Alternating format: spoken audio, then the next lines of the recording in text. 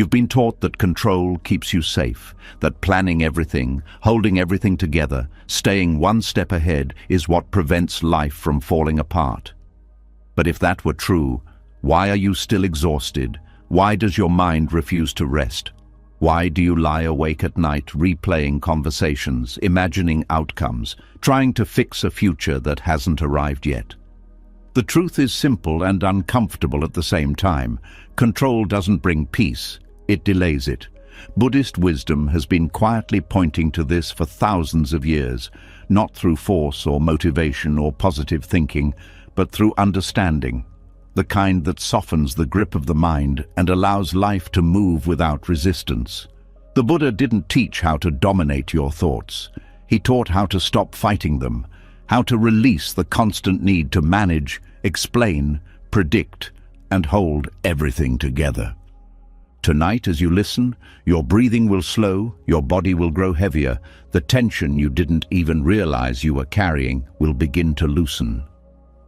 Thoughts may still arise, but they won't demand your attention.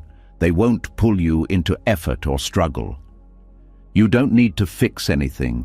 You don't need to become anything. You don't need to let go on purpose. Rest arrives on its own. Peace shows up without effort. Sleep takes you gently the moment you stop trying to control it. This isn't about doing less or escaping life. It's about allowing life to live through you without resistance. This is not just something to fall asleep to, it's an unlearning, a quiet return to the ease that was never missing. Are you ready? Let's begin. The words you just heard don't end when the introduction ends. They continue quietly, like an echo that stays in the room after the sound has passed. Something has already begun to soften, not dramatically, not all at once, just enough for the mind to pause and wonder if the way it has been holding everything is really necessary. This is where the deeper listening starts, not with effort, but with a subtle shift away from trying to control what comes next. There is a strange pressure most people carry without realizing it, a feeling that everything depends on them, that every thought, every action, every outcome is somehow authored by a solid me sitting at the center of life, pulling levers, making things happen, trying to get it right. This belief feels so normal that it's rarely questioned. It feels responsible, mature, even moral, but beneath it lives a quiet tension, a constant background stress that says, I am the one who must do this correctly, or else. Buddhism gently questions this assumption, not to confuse you, not to take anything away, but to relieve a weight you may have been carrying for years. It starts with something very simple and very unsettling. The idea that there is a single, independent doer behind actions may not be true in the way you think it is. Actions happen, words are spoken, decisions appear. But when you look closely, very closely, where is the solid author of all this? Where is the separate controller who stands apart from life and directs it? Buddhism calls this belief the illusion of the doer, the sense that there is a permanent agent behind experience. And it is this belief, more than almost anything else, that feeds anxiety, pride, guilt, and exhaustion. Anxiety often comes from feeling personally responsible for outcomes that are far bigger than you. You think, I have to make this work, I have to say the right thing, I have to choose correctly. Pride comes from believing, I did this. This success proves something about me. Guilt comes from the flip side. I failed. I should have done better. This is on me. All of them assume the same thing, that there is a central owner of action who could have acted differently if only they were better, smarter, calmer, more disciplined. Buddhism doesn't deny action. It doesn't deny effort. It doesn't say nothing matters. What it questions is ownership. It asks you to look at how actions actually arise, A thought appears, an intention forms, the body moves, words come out. But none of these arise in isolation. They depend on countless conditions, past experiences, habits, moods, upbringing, biology, culture, the tone of a conversation, the time of day, even how well you slept last night. When you speak, did you invent the language? When you react, did you choose your nervous system? When you decide, did you design the preferences that shape that decision? Even your ability to choose depends on conditions you did not choose. This doesn't make you powerless. It makes you human, and more importantly, it makes you less alone in carrying the burden of authorship. The sense of being the doer is not something you consciously decided to believe. It was absorbed early. As a child, you were praised or blamed as if you were a small, independent commander. You did well. You shouldn't have done that. Over time, this solidified into an inner voice that keeps score. It tracks mistakes. It claims credit. It worries about future judgments. It says, "This is me, and this is what I do." Buddhism invites you to notice something radical. Actions happen, but the idea of a separate doer is added afterward. It's a story layered on top of experience. First there is movement, speech, thought. Then comes the thought, "I did this." That thought feels obvious, but it is still a thought. It is not the action itself. When this is seen clearly, something begins to loosen. Anxiety softens because you are no longer carrying the entire future on your shoulders. You still care. You still respond. But you are not pretending to be the sole cause of everything that happens. Life becomes something you participate in, not something you must control from the center. This is where many people misunderstand the teaching. They think, if there is no doer, then nothing matters. But Buddhism does not replace responsibility with apathy. It replaces ownership with responsiveness. You still act, but without the extra layer of self-blame or self-congratulation. You do what is appropriate to the moment, based on conditions, and then you let the moment pass. This shift is deeply relieving. Guilt loses its sharp edge. You can acknowledge harm without drowning in self-hatred. You can learn without punishing yourself. Pride also softens. Success no longer has to prove your worth. It can simply be appreciated as something that arose through many causes, including effort, but not owned like a trophy that defines who you are. There is also a quiet humility that comes with this understanding, not the heavy kind that puts you down, but a light kind that frees you from constantly defending an identity. You no longer need to maintain the image of being the one who always knows, always decides correctly, always has control. You can be more honest, more flexible, more open to change. At a deeper level, the illusion of the doer is closely tied to tension in the body. Notice how often the body tightens around the thought, "I have to do this." Shoulders lift, jaw clenches, breath becomes shallow. This is not accidental. The belief in a central controller creates physical contraction. When that belief is questioned, the body often responds with a sense of relief, sometimes before the mind fully understands why. Buddhist practice doesn't ask you to force yourself to believe there is no doer. That would just be another form of control. Instead, it asks you to observe. Watch how intentions arise. Notice how actions unfold. See how often things happen without a clear commander giving orders. Even something as simple as breathing continues without your supervision. Digestion happens, the heart beats, thoughts appear and disappear. When you sit quietly, you may notice that the thought, "I am choosing this thought," usually comes after the thought has already appeared. The mind takes credit retroactively. Seeing this again and again gently undermines the idea of a central author, not through argument, but through direct experience. As this understanding deepens, life starts to feel less like a performance and more like a flow. You still show up, you still care, but you are no longer carrying the extra burden of needing every action to define you. Mistakes become part of learning, not evidence of a flawed self. Success becomes something to enjoy, not something to cling to. This also changes how you relate to others. When you see that actions arise from conditions, compassion grows naturally. You begin to understand that others, too, are responding from their conditioning, their pain, their history. This doesn't mean you excuse harmful behavior, but it does mean you stop taking everything personally. The sharp edges of resentment soften. The need to constantly judge relaxes. Perhaps the most subtle freedom here is the relief from constant self-monitoring. When you believe you are the doer, you are always watching yourself. Am I doing this right? How do I look? What will this say about me? When that belief loosens, attention can return to the moment itself. Listening becomes deeper. Action becomes simpler.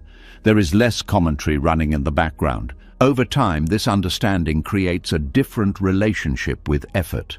Effort is no longer driven by fear of being wrong or inadequate. It becomes a natural response to what matters. You act because the situation calls for it, not because you are trying to secure an identity or avoid blame. This kind of effort is quieter, more sustainable, and far less exhausting. There is also a strange peace that comes from realizing you don't have to carry your entire past as a personal burden. So much guilt comes from replaying old actions and thinking, I should have known better. But at the time you acted from the conditions that were present then, not the wisdom you have now. Seeing this doesn't erase responsibility, but it does replace cruelty with understanding. The illusion of the doer keeps you trapped in time, constantly judging the past and worrying about the future. When it loosens, attention naturally settles more in the present. Not because you force it to, but because there is less need to mentally rewrite what has already happened or control what hasn't arrived. This is why this teaching is so deeply connected to rest and sleep. The mind that believes it must author everything never truly rests. Even in bed, it is still planning, fixing, rehearsing. When the sense of authorship softens, the mind can finally stand down. Not because you told it to, but because it no longer feels solely responsible for holding reality together. Nothing mystical needs to happen. No special state is required. Just a gentle noticing that life is already moving, already responding, already unfolding through countless conditions. You are part of that movement, not its isolated source. And in seeing that, something ancient and tired inside you can finally relax. This understanding doesn't arrive all at once. It settles gradually, like dust falling after the room has been disturbed. Each time you notice action without ownership, reaction without a fixed self behind it, the grip loosens a little more. And with each loosening, anxiety has less to hold on to, pride has less to defend, guilt has less to punish. What remains is not emptiness in a frightening sense, but space. Space to act without fear, space to rest without guilt, space to let life be as it is without the constant pressure of needing to be its author. As the weight of personal authorship begins to loosen, something quieter but just as powerful starts to reveal itself.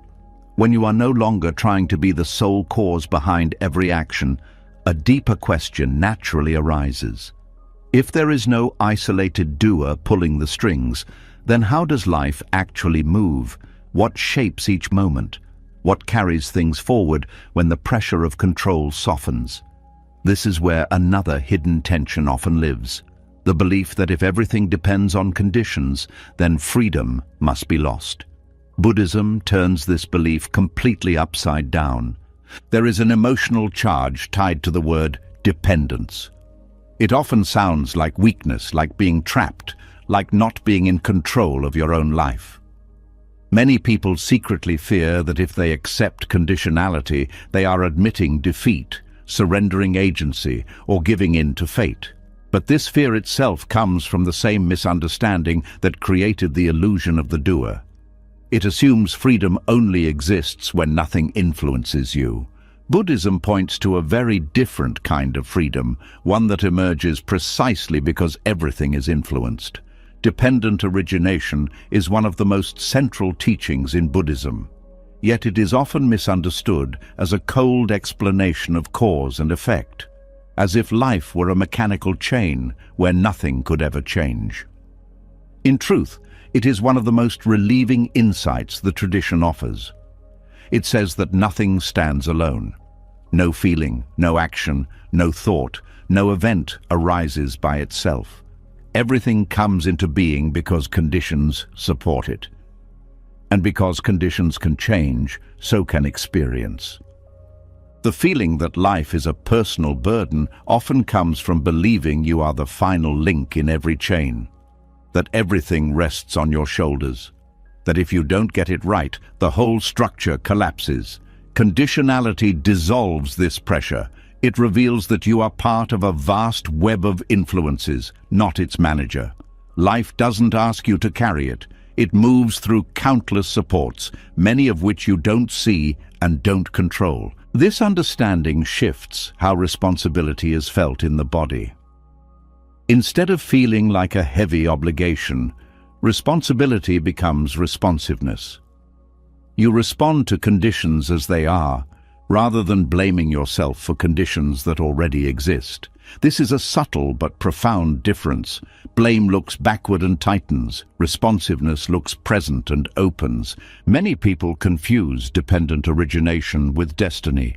They hear everything is conditioned and think it means nothing can be different. Buddhism says the opposite. Because things are conditioned, they are flexible. If something were fixed, independent and self-created, it would be stuck. Change would be impossible. Conditionality is what allows growth, healing, learning, and release. Consider how emotions work. A feeling does not appear out of nowhere. It arises because of thoughts, memories, body sensations, environment, and past experiences. When you believe the emotion is purely yours, a personal flaw or failure, it becomes heavy and sticky. When you see it as conditioned, something softens. You can ask what is feeding it rather than judging yourself for having it. This removes a huge amount of unnecessary self-criticism. Instead of saying, "Why am I like this?" the question becomes, "What is happening right now that gives rise to this?" That shift alone can transform how you relate to anxiety, sadness, anger, and even joy.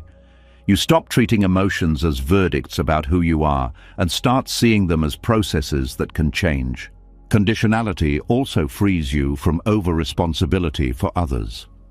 Many people carry a quiet belief that they must fix, save, or manage the emotional states of those around them.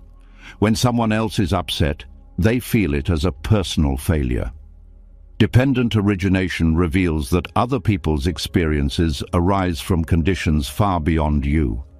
You can influence, support, and care, but you are not the sole cause of another person's happiness or suffering. This doesn't make you indifferent. It makes compassion more honest. You help without the hidden demand that your help must work. You care without turning care into control. You offer presence rather than solutions. This kind of compassion is lighter, cleaner, and less exhausting. There is also a deep relief in seeing that your past does not define you in a fixed way. Your habits, tendencies, and patterns exist because of past conditions. They are not permanent traits carved into your identity. When the conditions change, the patterns can change. This understanding removes the sense of being trapped by who you have been. Many people live as if their current struggles are proof that something is wrong with them at the core. Buddhism gently reframes this. It says struggle is the natural result of certain conditions being present. When those conditions are understood and softened, struggle eases. No condemnation is required. No harsh self-improvement campaign is needed. Even the idea of effort changes under this light. Instead of forcing change through willpower alone, effort becomes about adjusting conditions. You change what you feed the mind. You change how you relate to thoughts. You change your environment, your routines, your attention. Change happens not because you dominate yourself, but because the causes that sustain suffering lose their support. This is why dependent origination is deeply practical, not abstract. It shows you where real leverage exists, not in blaming yourself and not in fantasizing about total control, but in understanding what supports each experience. When something painful arises, you don't ask how to eliminate it instantly. You ask what keeps it going. This approach also brings humility in a healthy way. Success is no longer a reason for arrogance because you see how many conditions made it possible. Failure is no longer a reason for shame because you see how many conditions contributed to it. Life becomes less personal and more intimate at the same time. There is a quiet dignity in this view. You are neither a powerless victim nor an all-powerful controller. You are a participant in an ongoing process. You influence and are influenced. You shape and are shaped. And this balance removes the extreme pressure of needing to be more than human. Conditionality also changes how time is experienced. When you believe everything depends on you, the future feels like a threat that must be managed. When you understand dependent origination, the future becomes a field of changing conditions. You prepare where you can, respond when needed, and rest when nothing is required. There is less mental rehearsal, less catastrophic planning. This is especially important at night, when the mind often reviews the day and anticipates tomorrow. Over-responsibility keeps the nervous system alert. Conditionality allows it to stand down. It reminds the system that life will continue moving even when you sleep, that not everything needs to be solved before rest is allowed. There is also freedom in realizing that clarity itself arises from conditions. You don't need to force insight. When the mind is quiet, when pressure is reduced, when the body feels safe, understanding appears naturally. Trying to control understanding often delays it. Allowing the conditions for clarity is far more effective. This teaching also removes the harsh division between right and wrong that many people carry inside. Instead of seeing actions as purely good or bad, they are seen as skillful or unskillful responses to conditions. This allows learning without self-punishment. You adjust, refine, and grow without turning every mistake into an identity. Even motivation changes under this lens. You don't act because you should or because you fear consequences. You act because certain values and understandings are present. When those values weaken, forcing motivation rarely works, adjusting conditions does. Dependent origination also explains why forcing peace never works.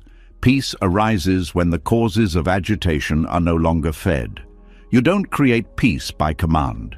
You allow it by removing what disturbs it. This makes peace feel natural rather than fragile. There is something deeply comforting about realizing that life is held by more than your effort. That even when you don't know what to do, conditions are still shifting, possibilities are still forming, and nothing is as stuck as it appears. This comfort is not passive. It is grounded in understanding. When this view settles, trust begins to replace control. Not blind trust, but informed trust. Trust in the fact that life responds to conditions and that you can participate wisely without carrying everything alone. This trust calms the nervous system in a way no amount of planning ever could. Conditionality also brings patience. When you see how change actually happens, you stop demanding instant results. You respect the pace of transformation. You allow things to unfold without rushing or resisting. This patience is not resignation. It is alignment with how life actually works. There is also a quiet sense of belonging that arises here. You are no longer standing apart from the world, trying to manage it. You are inside it, moving with it. This dissolves the subtle loneliness that often comes from believing you must handle everything yourself. As this understanding deepens, control begins to feel unnecessary rather than virtuous. You still act, you still care, but the constant pressure to manage every outcome fades. What remains is a steady, responsive presence that meets life as it arrives. And in this presence, the mind finds rest, not because everything is resolved, but because it no longer believes it must resolve everything.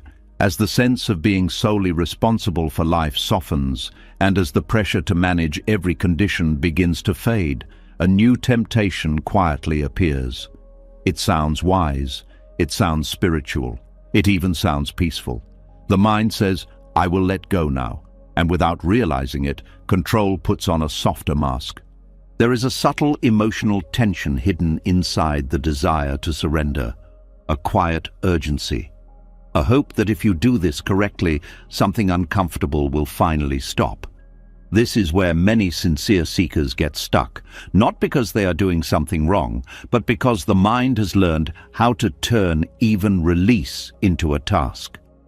And tasks, no matter how gentle they sound, still carry effort, pressure, and expectation. Letting go fails the moment it becomes a strategy. Not because letting go is wrong, but because strategies are built on the assumption that someone is still in charge of making something happen. The language may change, the intention may feel softer, but the structure remains the same. There is still a controller trying to reach a better state. This often shows up as silent self-instruction. Relax. Stop thinking. Release this feeling. On the surface, these phrases sound harmless. But underneath them is resistance. They imply that what is present right now is not acceptable and must be changed. And the mind feels this contradiction immediately. It tightens even as it pretends to loosen. Genuine release does not arrive through command. It arrives when resistance runs out of energy. When something is fully allowed to be there without a plan to remove it, it begins to change on its own. This is not magic. It is the natural behavior of experience when it is no longer being pushed against. Many people approach letting go the same way they approach problem solving. They look for the right method, the right mindset, the right inner posture. But this search itself is fueled by discomfort. It is driven by the hope that relief can be engineered. Buddhism points out something quietly radical here. Relief is not produced. It happens when production stops. This is deeply uncomfortable for a mind that has been trained to improve, optimize, and manage. The mind asks, if I don't do something, nothing will change. But the mind forgets how often change happens without effort. Moods shift, thoughts pass, sensations dissolve. None of this requires instruction. The problem is not effort itself. The problem is effort aimed at eliminating experience. When you try to let go of fear because you don't want to feel fear, fear feels rejected. Rejection strengthens what is rejected. The nervous system reads it as danger and tightens further. Letting go becomes effortless only when there is nothing left to prove and nothing left to escape. This is why the attempt to surrender often feels frustrating. The mind wants a result: peace, calm, clarity. But results belong to control. The moment a result is expected, surrender collapses into another form of striving. This doesn't mean you should stop practicing or stop caring. It means practice changes direction.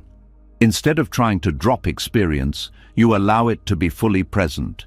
Instead of managing the mind, you listen to it. Instead of demanding peace, you make space for unrest. This shift is subtle and deeply counterintuitive. It feels like doing less, but it is actually doing something much more honest. It is removing the hidden violence of self-correction, the quiet message that says you shouldn't feel this way. When surrender becomes genuine, it doesn't feel like an achievement. It feels like relief without effort. Often it arrives after exhaustion, after the mind has tried every technique and realized none of them can force peace. In that moment, something drops not because you chose to drop it, but because there is nothing left to hold it with. This is why people sometimes experience sudden calm after crying, after giving up, after admitting they don't know what to do. It's not the emotion that brings peace. It's the end of resistance. The system stops fighting itself. Trying to let go too early often backfires. The mind uses the idea of letting go to bypass what it doesn't want to feel. This creates a split. One part tries to be calm, another part feels ignored. The ignored part grows louder, and the person concludes they are bad at letting go. Buddhism doesn't teach you to drop experience. It teaches you to see clearly, and clarity naturally loosens grip. When something is fully seen without judgment, it doesn't need to be held or pushed away. It completes itself. This is why genuine release feels unintentional. You don't decide it's time. It happens when understanding ripens, when the system recognizes on its own that holding on is no longer necessary. Trying to schedule this recognition only delays it. Even the desire to be free can become a chain. The mind says, once I let go, I will finally be okay. This places freedom in the future and turns the present into a problem. Peace cannot arrive in a present moment that is treated as a mistake. The irony is painful and simple.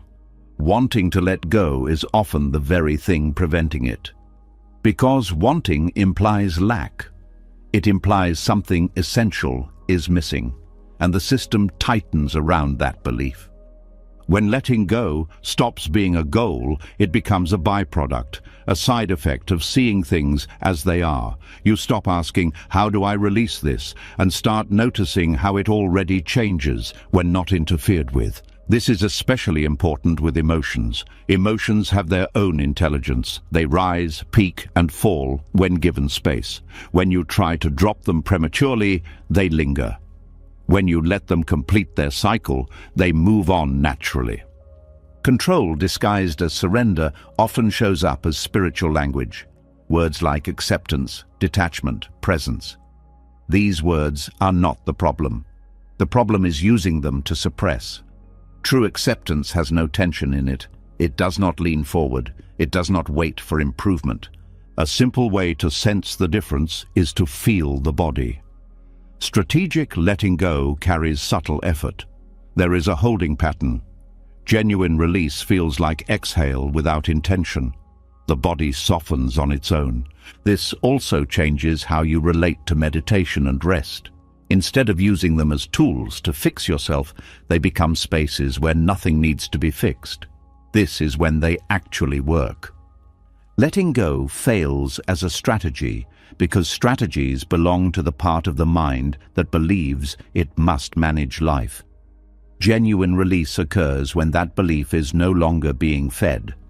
When the mind sees that control has limits and those limits are not dangerous. There is a deep trust that begins to form here.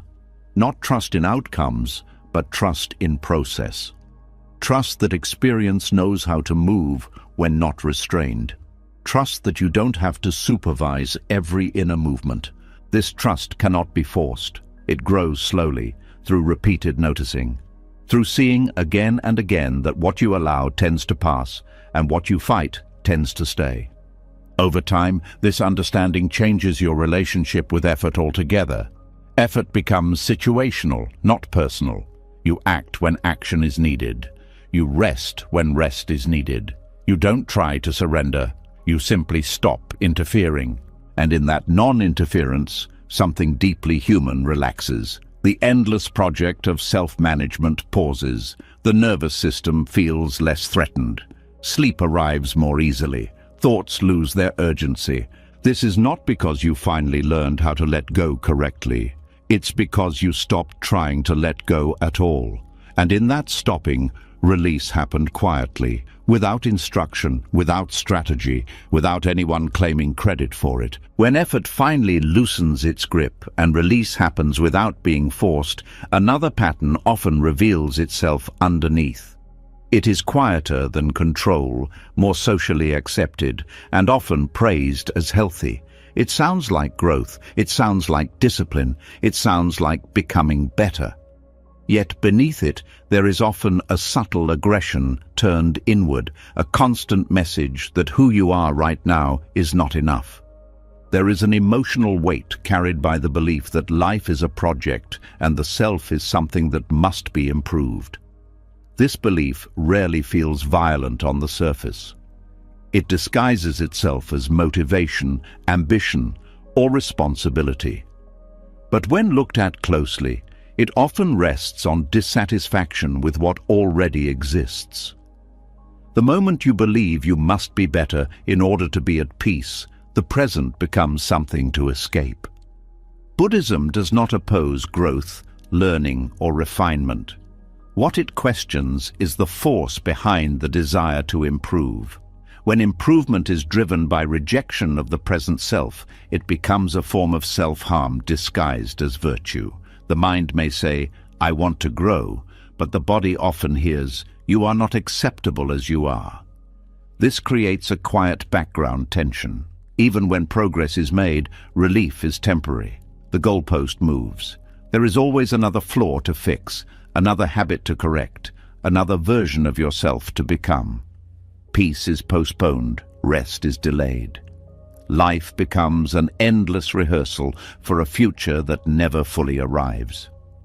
Self-optimization culture feeds this pattern relentlessly.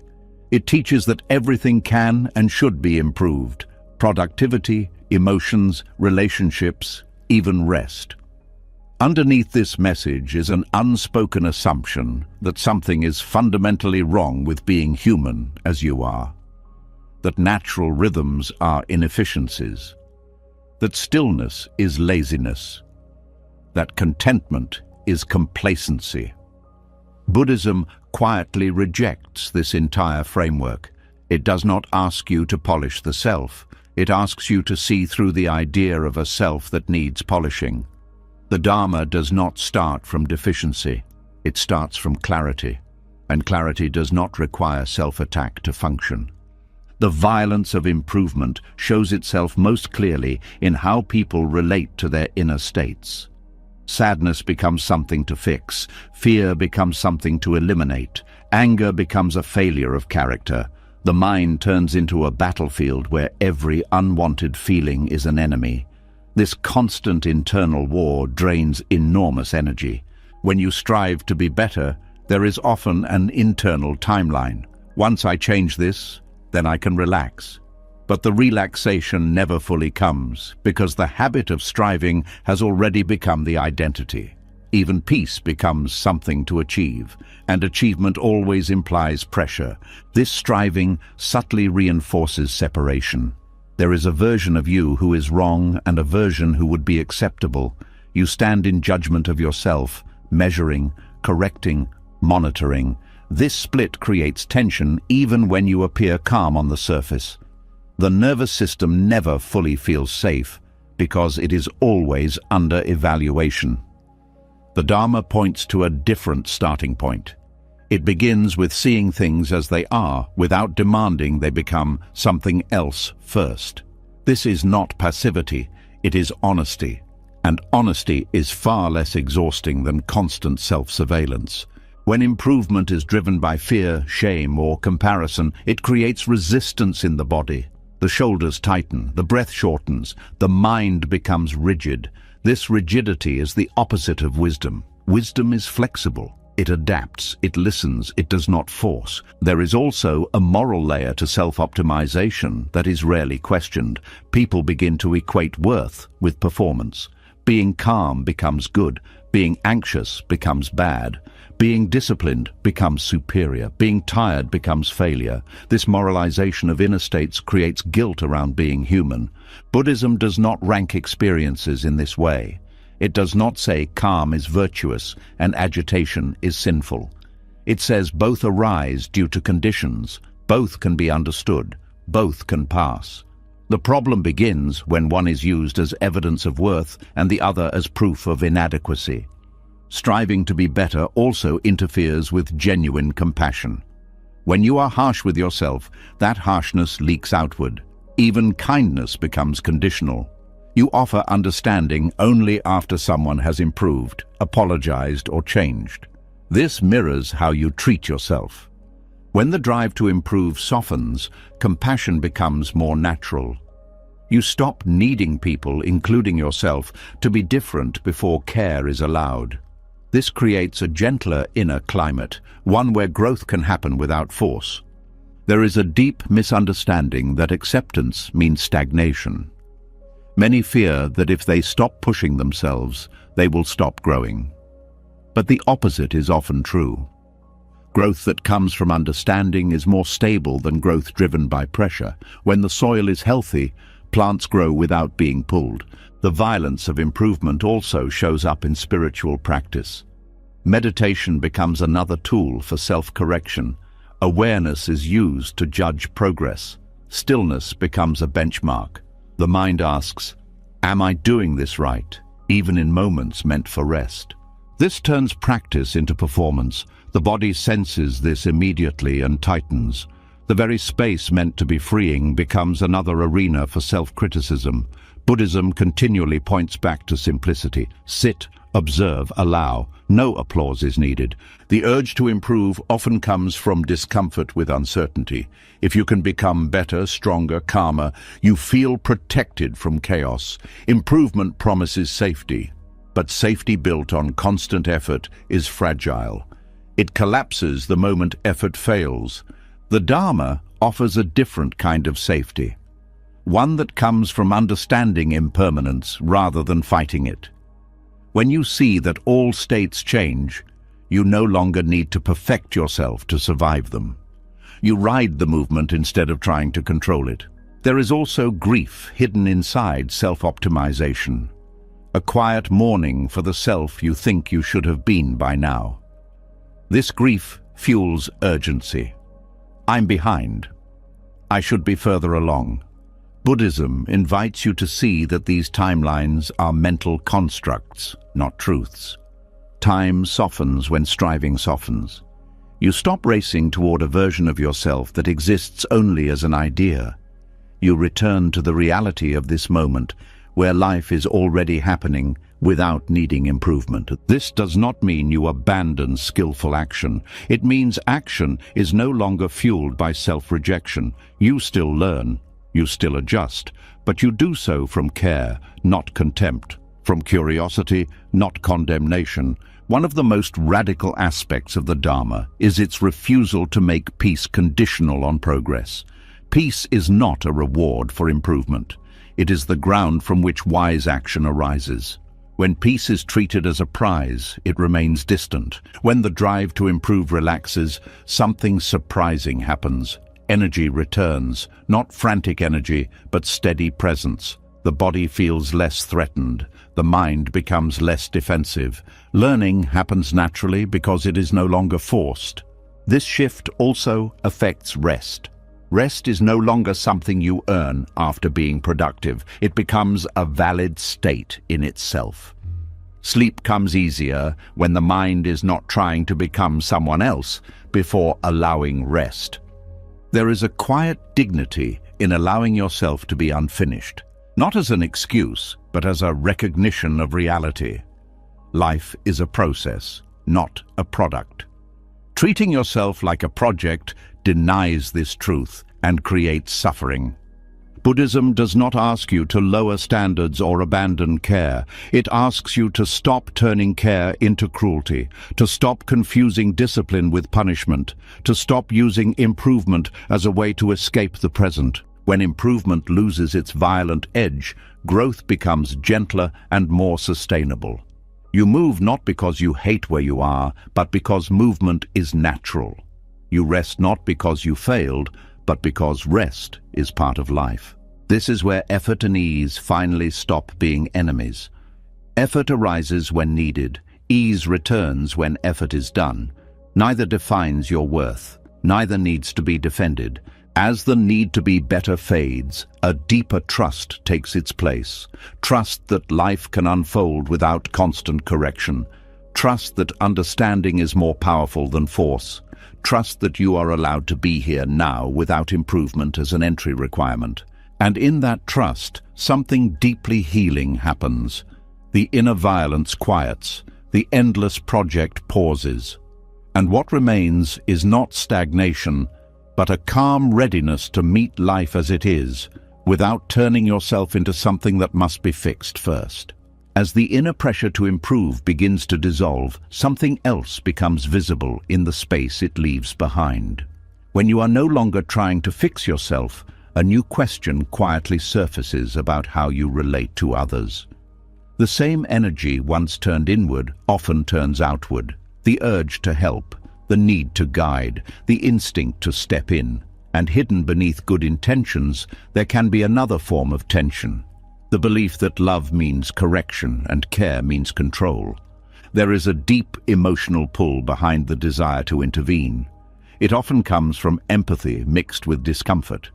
Seeing someone struggle can stir anxiety. Their confusion can awaken your own. Their pain can trigger a need to resolve something quickly, not only for them, but for yourself. Action feels relieving, advice feels useful, doing something feels kind. But Buddhism asks a question that unsettles this reflex.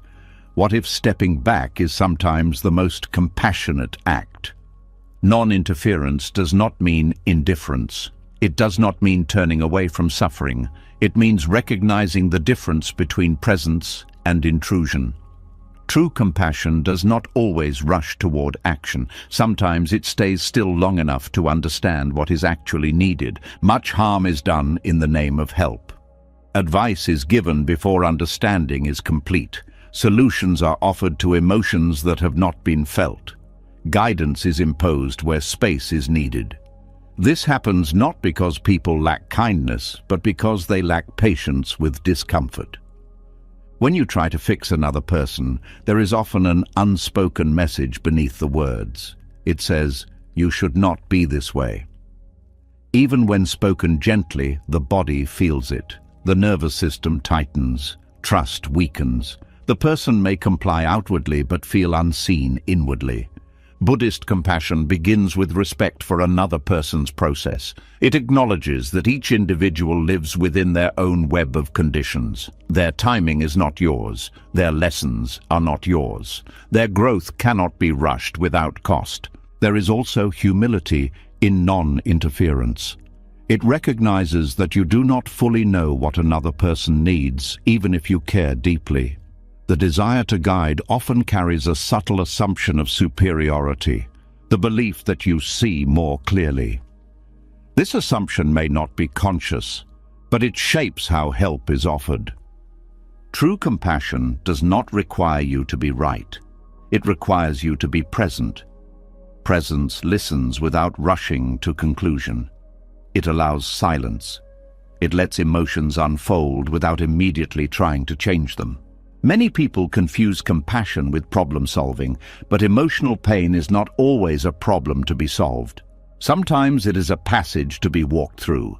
Intervening too quickly can interrupt a process that needs time to complete. This is especially difficult when watching loved ones struggle. The instinct to protect can override wisdom, but protection that removes struggle too quickly can weaken resilience.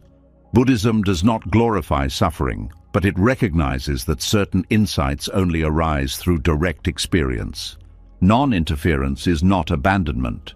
It is a form of trust. Trust that another person has their own intelligence, their own capacity to learn, their own inner resources. When you interfere unnecessarily, you silently communicate doubt in that capacity. This doubt is often learned early. Many people grew up in environments where emotions were managed, corrected, or dismissed. They were taught that discomfort should be fixed quickly. As adults, they repeat this pattern with others, believing it is care. Breaking this pattern requires tolerating discomfort. It means staying present with someone's pain without rushing to remove it. This can feel helpless at first. The mind asks, "What am I supposed to do?" Buddhism answers softly, "Be here." Being here does not mean doing nothing. It means listening deeply. It means asking before advising. It means offering support without taking over. It means allowing the other person to lead their own process. Non-interference also protects dignity. When you constantly guide or correct someone, you reduce their sense of agency. Even well-meaning help can make a person feel small. Compassion honors autonomy. There is a subtle violence in unsolicited advice. It assumes access to a truth the other person lacks. It bypasses curiosity. It often serves the helper's need to feel useful more than the other's need to be understood. Buddhism teaches that suffering arises from causes and conditions. This applies to others as much as to yourself. When you understand this, judgment softens. You stop seeing people as broken or misguided. You see them as responding to what they have been given. This perspective changes how boundaries work. Non-interference does not mean allowing harm. When action is needed to prevent clear damage, compassion acts. But it acts without ego, without the need to control outcomes, without attachment to being seen as good. There is wisdom in knowing when to step in and when to step back. This wisdom does not come from rules, it comes from awareness, from sensing whether intervention will support growth or replace it. Many conflicts escalate because both sides are trying to help each other in ways that are not wanted. Advice becomes pressure. Concern becomes control. Non-interference can de-escalate tension by removing the need to defend. This teaching also applies inwardly. Just as you learn to stop violently improving yourself, you learn to stop micromanaging others. The same kindness you extend to yourself becomes the kindness you extend outward. Non-interference creates space for authenticity.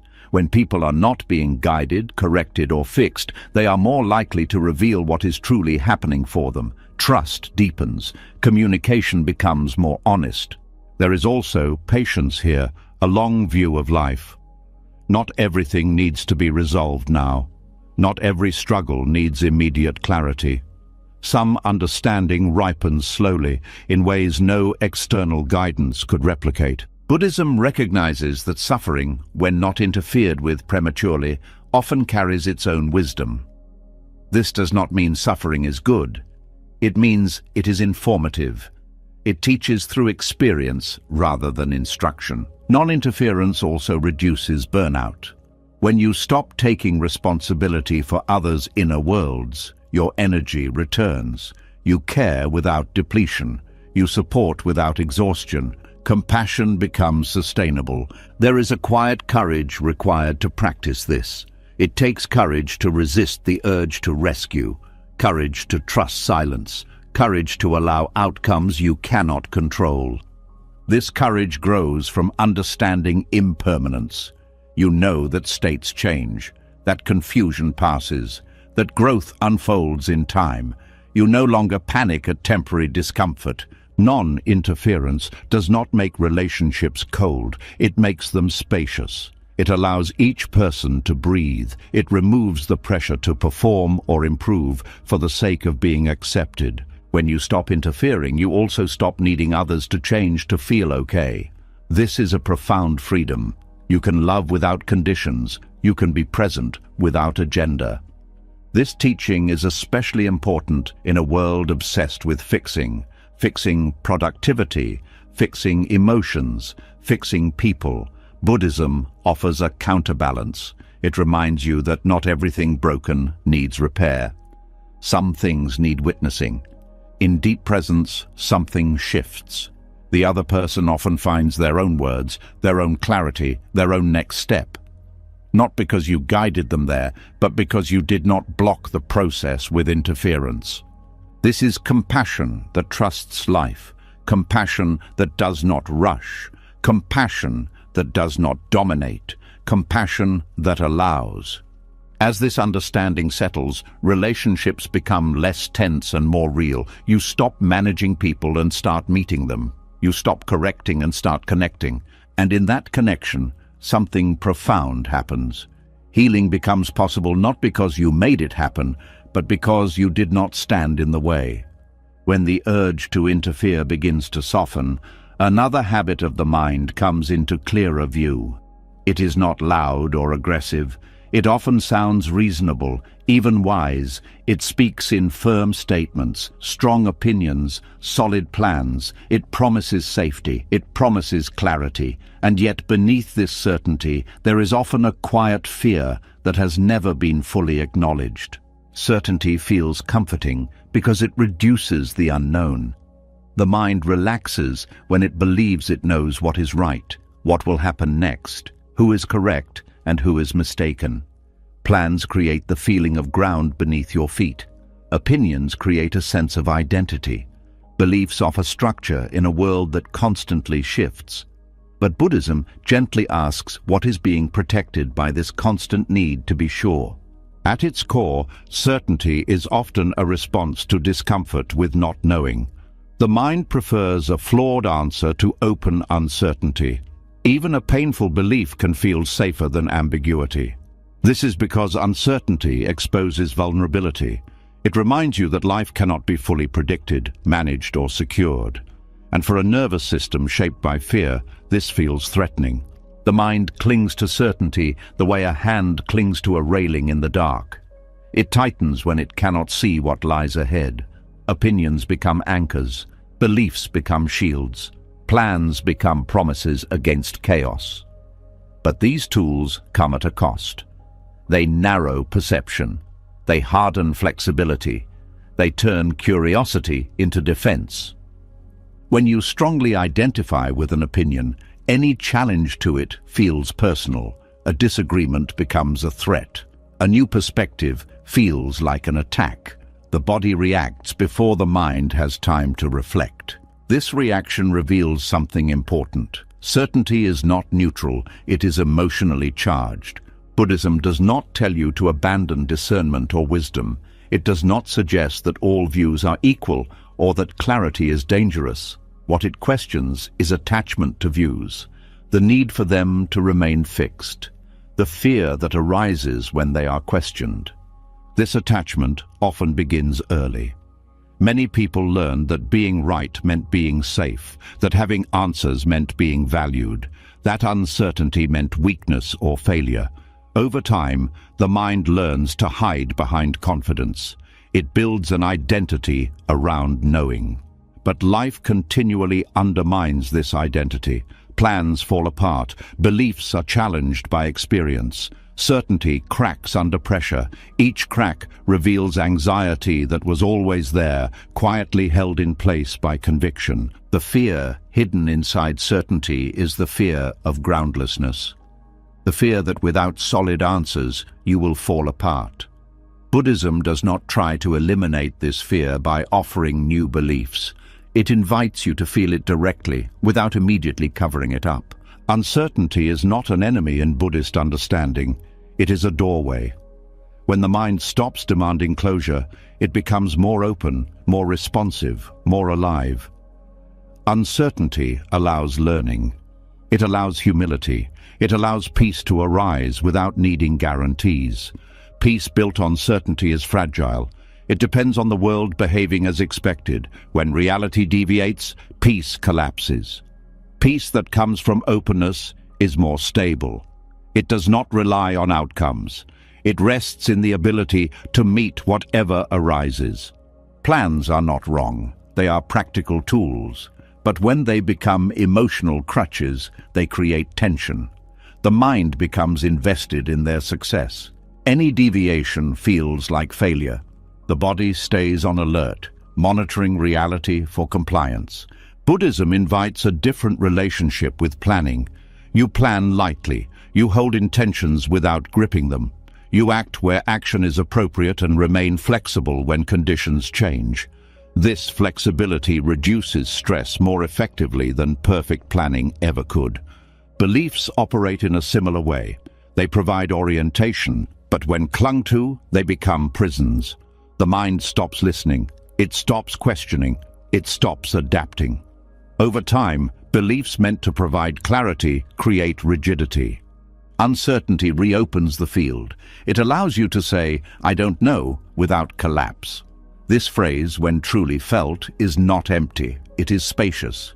It removes the pressure to defend a position. It allows genuine inquiry. Many people fear that without certainty, they will lose direction. But direction does not come from rigid answers. It comes from values, awareness, and responsiveness. You can care deeply without knowing everything. You can act wisely without guarantees. The mind often confuses uncertainty with danger. This confusion is learned. It comes from past experiences where unpredictability was associated with harm. Buddhism does not dismiss this history. It acknowledges it and gently retrains the system to see uncertainty differently. When uncertainty is allowed, the nervous system begins to relax, not immediately but gradually. It learns that not knowing does not equal threat, that openness does not mean collapse. This learning happens through experience, not logic. One of the most profound shifts occurs when you stop needing to be right. Not because you don't care about truth, but because you care more about freedom. Rightness becomes less important than understanding. Winning becomes less important than listening. This shift changes conversations. You listen without preparing rebuttals. You speak without needing to dominate. Disagreements become explorations rather than battles. Relationships soften. The mind's attachment to certainty also shapes how it relates to itself. Many people cling to stories about who they are. I am this kind of person. I am not that kind of person. These identities provide stability, but they also limit growth. Uncertainty allows identity to loosen. You stop needing to define yourself so tightly. You allow contradiction. You allow change. You allow complexity. This creates psychological flexibility, which is closely linked to well-being.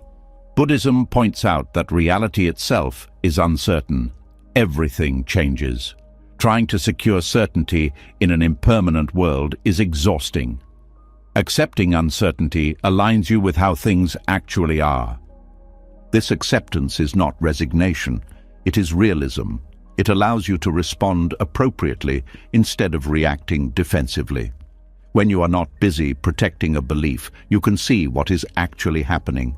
There is also a quiet relief in not having to know. The burden of having answers lifts. You stop performing confidence, you stop pretending. Authenticity becomes easier. Uncertainty also deepens compassion. When you realize how much you do not know, judgment softens. You become less quick to label others. You see how complex each life is. This understanding fosters kindness. The fear hidden inside certainty often shows itself as impatience, a need for quick conclusions, a discomfort with silence. Buddhism encourages slowing down, letting questions remain open, allowing understanding to unfold over time. This patience creates space for insight. Insight rarely arrives under pressure. It arises when the mind is relaxed and receptive. Certainty blocks this receptivity. Uncertainty invites it. There is a paradox here. The more comfortable you become with not knowing, the clearer life feels. Not because answers suddenly appear, but because you are no longer fighting the absence of them. Peace does not require certainty, it requires trust. Trust not in outcomes, but in your capacity to meet experience. This trust grows as you repeatedly face uncertainty and discover you are still okay. The mind learns that it does not need to lock reality into fixed meanings to survive. It can flow, it can adapt, it can rest. This rest is especially important at night. Many sleepless hours are spent rehearsing plans, defending beliefs, seeking closure. When the need for certainty softens, the mind can finally pause. It does not need to solve life before sleeping. Uncertainty becomes a doorway because it returns you to the present. The present does not require answers. It only asks for attention. When attention is here, peace is already possible. This does not mean you stop thinking. It means thinking loses its grip. Thoughts are seen as tools, not truths that must be defended. They come and go without controlling the whole system. As certainty loosens, humility grows. Not humiliation, but an honest recognition of limits. This humility is freeing. It removes the pressure to be more than human. And in that freedom, something settles. The mind stops bracing, the body softens, the need to know relaxes. What remains is a quiet openness, where peace does not depend on answers, and life is allowed to unfold without being constantly pinned down. Uncertainty, once feared, becomes a companion, not because it feels good all the time, but because it no longer feels dangerous. And through this companionship, the heart finds a peace that certainty could never provide. As the grip of certainty loosens and the mind learns to rest without answers, another pattern quietly reveals itself underneath. Even without fixed beliefs or rigid opinions, there can still be a deep hunger for knowing what comes next. A subtle leaning toward the familiar, a preference for routines that don't surprise, a need for life to follow a script.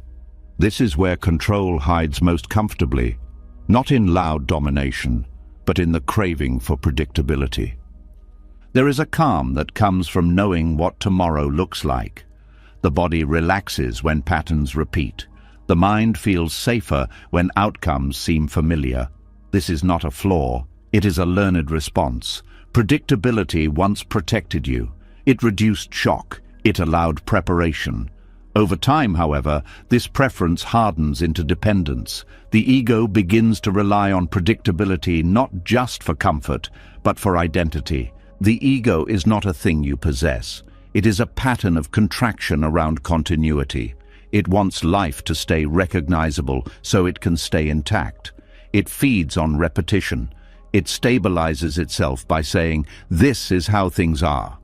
And when life refuses to cooperate, anxiety appears. Impermanence is not threatening in theory. Most people accept change intellectually, but emotionally, impermanence challenges the ego's sense of survival. If everything changes, what remains of me? Predictability offers a temporary answer. It says, as long as things repeat, I remain. Control grows from this fear. Not always as domination, but as planning, forecasting, managing, rehearsing. The mind runs scenarios not because it loves effort, but because it fears being caught off guard. Uncertainty feels like exposure, predictability feels like armor. Buddhism does not criticize this impulse. It understands its roots. The teaching simply points out its cost. Predictability creates stability only on the surface. Underneath, it increases fragility. The more you rely on things staying the same, the more shaken you become when they don't. This is why people who crave control often feel anxious even when life is calm. Calm feels temporary. The mind waits for disruption. It scans for threats. Predictability becomes something to protect, and protection requires vigilance. The ego's addiction to predictability also shapes how people relate to emotions. Familiar emotional states, even painful ones, can feel safer than unfamiliar peace. Anxiety can become a known environment. Letting go of it feels risky because it changes the inner landscape. This explains why people sometimes sabotage calm moments. When the nervous system is used to tension, relaxation feels unfamiliar. Predictability matters more than comfort. The ego would rather suffer in known ways than rest in unknown ones. Embracing unpredictability does not mean inviting chaos. It means loosening resistance to change. It means recognizing that stability does not come from freezing life, but from learning to move with it. Buddhism teaches impermanence not to unsettle you, but to free you. When you stop expecting things to last, you stop clinging. When you stop clinging, the mind relaxes. This relaxation is deeper than the comfort predictability provides. The irony is subtle. Trying to make life predictable increases fear because it puts you in constant opposition to reality. Reality changes, always. Fighting this truth keeps the nervous system in a state of low-level alarm. When unpredictability is allowed, the system gradually learns that change is survivable. That surprise does not equal collapse. That you can meet new conditions without losing yourself. This learning does not happen through force. It happens through experience. Each time something unexpected occurs and you respond without panic, trust grows. The mind begins to stabilize, not around sameness, but around adaptability. Adaptability is a more reliable form of stability. It does not depend on outcomes. It depends on presence. When you are present, you can respond to what is actually happening rather than what you hoped would happen. Predictability narrows attention. It focuses on maintaining patterns. Unpredictability widens attention. It invites curiosity. Curiosity softens fear. When you are curious, you are less defensive. The ego resists unpredictability because it threatens control. Control promises safety, but safety built on control is brittle. Safety built on trust in awareness is resilient. This shift changes how the body feels. When you stop bracing against change, muscles soften, breath deepens. The nervous system spends less energy preparing for imagined futures. Embracing unpredictability also alters how you relate to success and failure. Predictability ties worth to outcomes. If things go as planned, you are okay. If they don't, something feels wrong with you. Unpredictability breaks this link. You learn that outcomes fluctuate independently of worth. This is deeply stabilizing. You stop riding emotional highs and lows so intensely. You stop equating control with security. You stop needing constant confirmation that life is on track. The ego's addiction to predictability also shows up in relationships. People want others to behave consistently. When someone changes, discomfort arises. Expectations are challenged. Control attempts follow. Allowing unpredictability in relationships means allowing people to grow, change, and surprise you. This can feel threatening at first, but it also deepens intimacy. You meet the person as they are now, not as they were. Buddhism recognizes that attachment to predictability creates suffering because it resists impermanence. Impermanence is not an error in the system. It is the system. When this is understood, control loosens naturally. Not because you force yourself to stop controlling, but because controlling feels unnecessary. You trust that you can respond. This trust stabilizes the mind in a way routines never could. Routines depend on external consistency. Trust depends on internal capacity. This capacity grows as you face unpredictability and survive it. Each unexpected change becomes evidence, not of danger, but of resilience. Even fear itself becomes less threatening. Fear is unpredictable in nature. When you stop demanding predictability, fear can rise and fall without dominating the system. This also changes how you relate to time. Predictability pulls attention into the future. Unpredictability brings attention back to now. The present moment is the only place where response is possible. When attention returns to the present, anxiety loses fuel. Anxiety feeds on anticipation. Presence dissolves anticipation. The mind begins to rest, not because it knows what will happen, but because it no longer needs to know. This is a profound rest. Sleep becomes easier in this state. The mind no longer rehearses futures. It no longer tries to lock tomorrow into place. It allows the unknown to remain unknown. There is courage here, but not the dramatic kind. A quiet courage, the courage to not know, the courage to not plan every outcome, the courage to let life surprise you. This courage does not make life reckless. It makes it responsive. You still plan where appropriate. You still prepare where useful, but you no longer confuse preparation with control. Control tightens, responsiveness flows. The ego's addiction to predictability weakens as you experience this difference. You begin to feel that unpredictability does not destabilize you, it steadies you, because steadiness no longer depends on life behaving. It depends on your relationship to change. And in that relationship, something unexpected happens. The mind becomes calmer, not because the world is predictable, but because unpredictability no longer feels like a threat. This calm is quiet. It does not announce itself. It does not require explanation. It simply remains. even as life moves. Impermanence, once feared, becomes a teacher. It shows you that nothing needs to be held too tightly, that nothing defines you permanently, that you can move, adjust, and rest within change itself. And in this movement, the ego loosens its grip. Control fades. Predictability loses its power. What remains is a grounded presence that does not depend on sameness, but on the simple fact of being here, ready for whatever arrives next. As the mind learns to rest without needing predictability, another habit quietly comes into focus. It doesn't shout, it doesn't plan, it speaks instead through explanation, clarification, defense. A reflex to fill space, a need to be seen correctly, a subtle tension that says, "Let me tell you who I am so nothing is misunderstood." When this habit softens, a different kind of freedom becomes possible. There is a deep emotional vulnerability tied to speech. Words are not just sounds. They carry identity. They protect image. They attempt to secure belonging. Much of what people say is not meant to communicate truth, but to manage how they are perceived. Silence, in this sense, feels risky. It removes the armor of explanation. Buddhist renunciation is often misunderstood as withdrawal from life, but the renunciation spoken of here is far more intimate.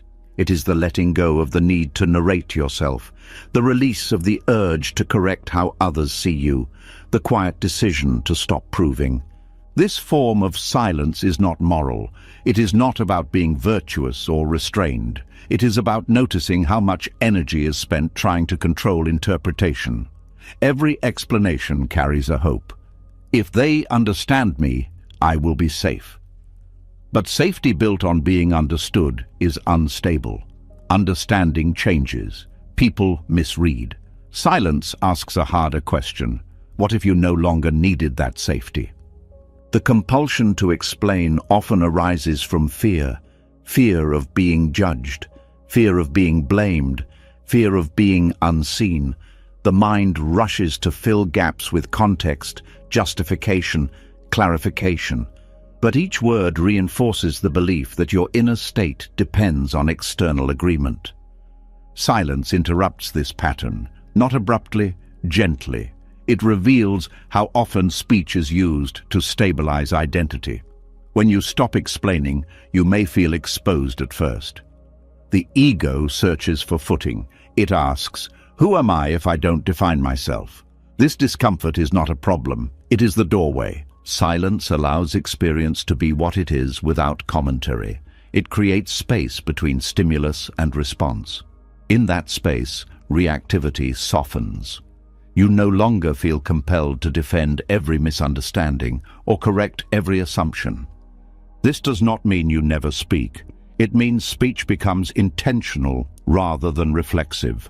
Words arise from clarity instead of anxiety. When something truly needs to be said, it will still be said. Silence does not suppress truth. It protects it from being diluted by fear. Much suffering comes from the endless attempt to be known, to be seen accurately, to have your inner world reflected correctly by others. Buddhism gently points out the futility of this project. No one can fully know you, not because they don't care, but because experience is fluid. When you stop demanding to be understood, relationships change. They become lighter, less performative. You listen more deeply because you are no longer rehearsing your explanation. You speak less because you no longer need constant validation. There is also humility here. Silence admits, "I don't need to be right about myself." It allows identity to loosen. You stop holding a fixed image of who you are. You let life express itself without narration. This is especially powerful in moments of conflict. The urge to explain often escalates tension. Each side adds more words, hoping clarity will arrive through volume. Silence can interrupt this escalation. It gives space for emotions to settle. It removes fuel from argument.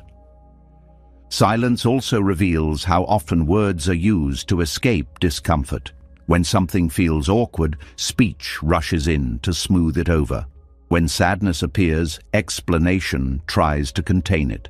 When uncertainty arises, language rushes to close it. Allowing silence means allowing discomfort to exist without immediate resolution. This builds emotional resilience. You learn that not everything needs to be explained to be survivable. There is also a deep connection between silence and rest. The mind that constantly narrates cannot fully relax. Even alone, it speaks, it replays, it justifies. Silence turns the volume down. This quiet is not emptiness, it is spaciousness. Thoughts may still arise, but they are not constantly verbalized internally. This reduces mental fatigue in a profound way. Silence as renunciation also means releasing the need to correct the past. Many explanations are aimed backward. What I meant was, what really happened was. Letting these go frees you from living in replay mode. It also releases the future. Many explanations are anticipatory. Just in case they think, silence refuses to live ahead of time. It stays here. This presence stabilizes the nervous system. Without constant self-explanation, the body feels less evaluated. Breath deepens, muscles soften. There is less internal pressure. Silence also sharpens awareness.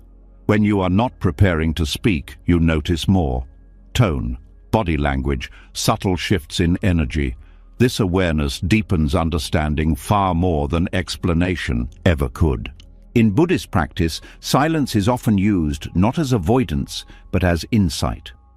It reveals how much of identity is constructed through speech. When speech quiets, identity becomes less rigid. This can feel unsettling. The ego asks for landmarks. Silence provides none. And yet something stable emerges underneath. A sense of being that does not depend on articulation. This stability does not require others to agree with you. It does not require recognition. It exists quietly, without announcement. There is also compassion in silence, not the dramatic kind, but the gentle kind that does not impose interpretation. You allow others to have their experience without correcting it. You allow yourself to be misunderstood without collapsing. This does not mean accepting harm. Boundaries can still be expressed, but they are expressed cleanly, without excess explanation. A simple no becomes enough. Excess explanation often weakens boundaries. It invites debate. Silence strengthens them by removing negotiation. Silence as renunciation is also freedom from storytelling. You stop turning every experience into a narrative. You let moments pass without meaning-making. This lightens the mind. Meaning will still arise when needed, but it will not be forced. It will come from clarity rather than compulsion. This practice changes how you relate to solitude. Silence becomes less threatening. Being alone with yourself no longer requires constant mental conversation. You begin to rest in simple awareness. Sleep deepens here. The mind no longer needs to rehearse explanations for tomorrow. It no longer needs to resolve misunderstandings before rest. It allows the day to end unfinished. There is a quiet confidence in silence, not arrogance, not withdrawal.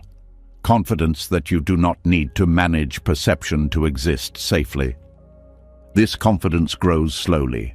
Each time you choose not to explain, not to justify, not to clarify unnecessarily, you discover that nothing collapses. The world continues. You continue. This discovery is liberating. It shows you how much effort was being spent unnecessarily. Energy returns. Presence sharpens. Silence also protects intimacy. When everything is explained, mystery dies. Allowing mystery keeps relationships alive. It allows discovery rather than definition. In a world that demands constant expression, choosing silence is radical. Not as rebellion, but as rest. It is a refusal to turn life into a performance. This silence does not isolate you. It connects you more deeply. Because you are no longer speaking from fear, when you do speak, it matters. As this renunciation settles, something unexpected happens. The need to control through words fades. The need to be seen relaxes. The heart feels less exposed and more grounded at the same time. And in this quiet, a deeper listening begins, not just to others, but to life itself. Without narration, without defense, without explanation, silence becomes not an absence, but a home, a place where nothing needs to be added for you to be whole. As silence becomes less threatening and the need to explain begins to fade, another layer of experience quietly comes into view. Without constant narration, without defending or correcting reality, something uncomfortable but honest reveals itself. What remains is not always pleasant. Sensations arise, emotions move, circumstances unfold in ways you did not choose. And it is here that suffering is often misunderstood. There is a common belief that suffering comes from pain, from loss, from discomfort, from events going wrong. But Buddhism points to something more precise and more unsettling. Pain may arise, but suffering is born in the moment the mind says, "This should not be happening." It is not the sensation itself that creates the deepest distress. It is the refusal to allow the sensation to exist. This refusal is subtle. It often sounds reasonable. I don't want this. This isn't fair. This shouldn't be like this. These thoughts feel natural, even justified, but they create friction between experience and expectation, and it is this friction that burns.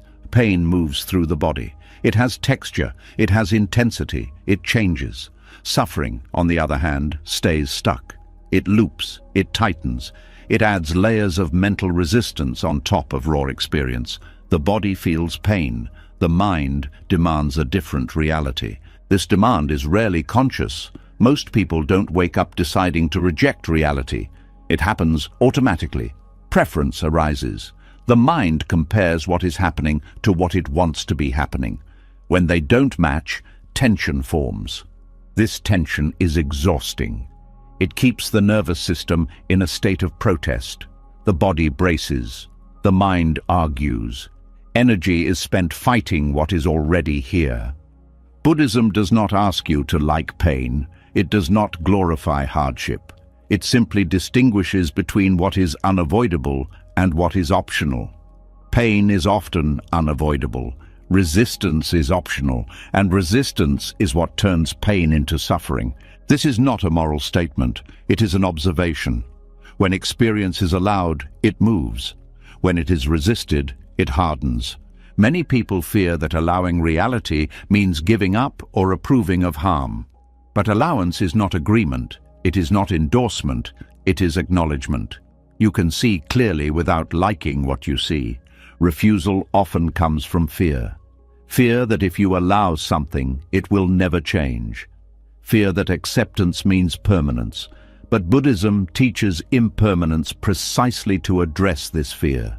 Everything changes, whether you resist it or not.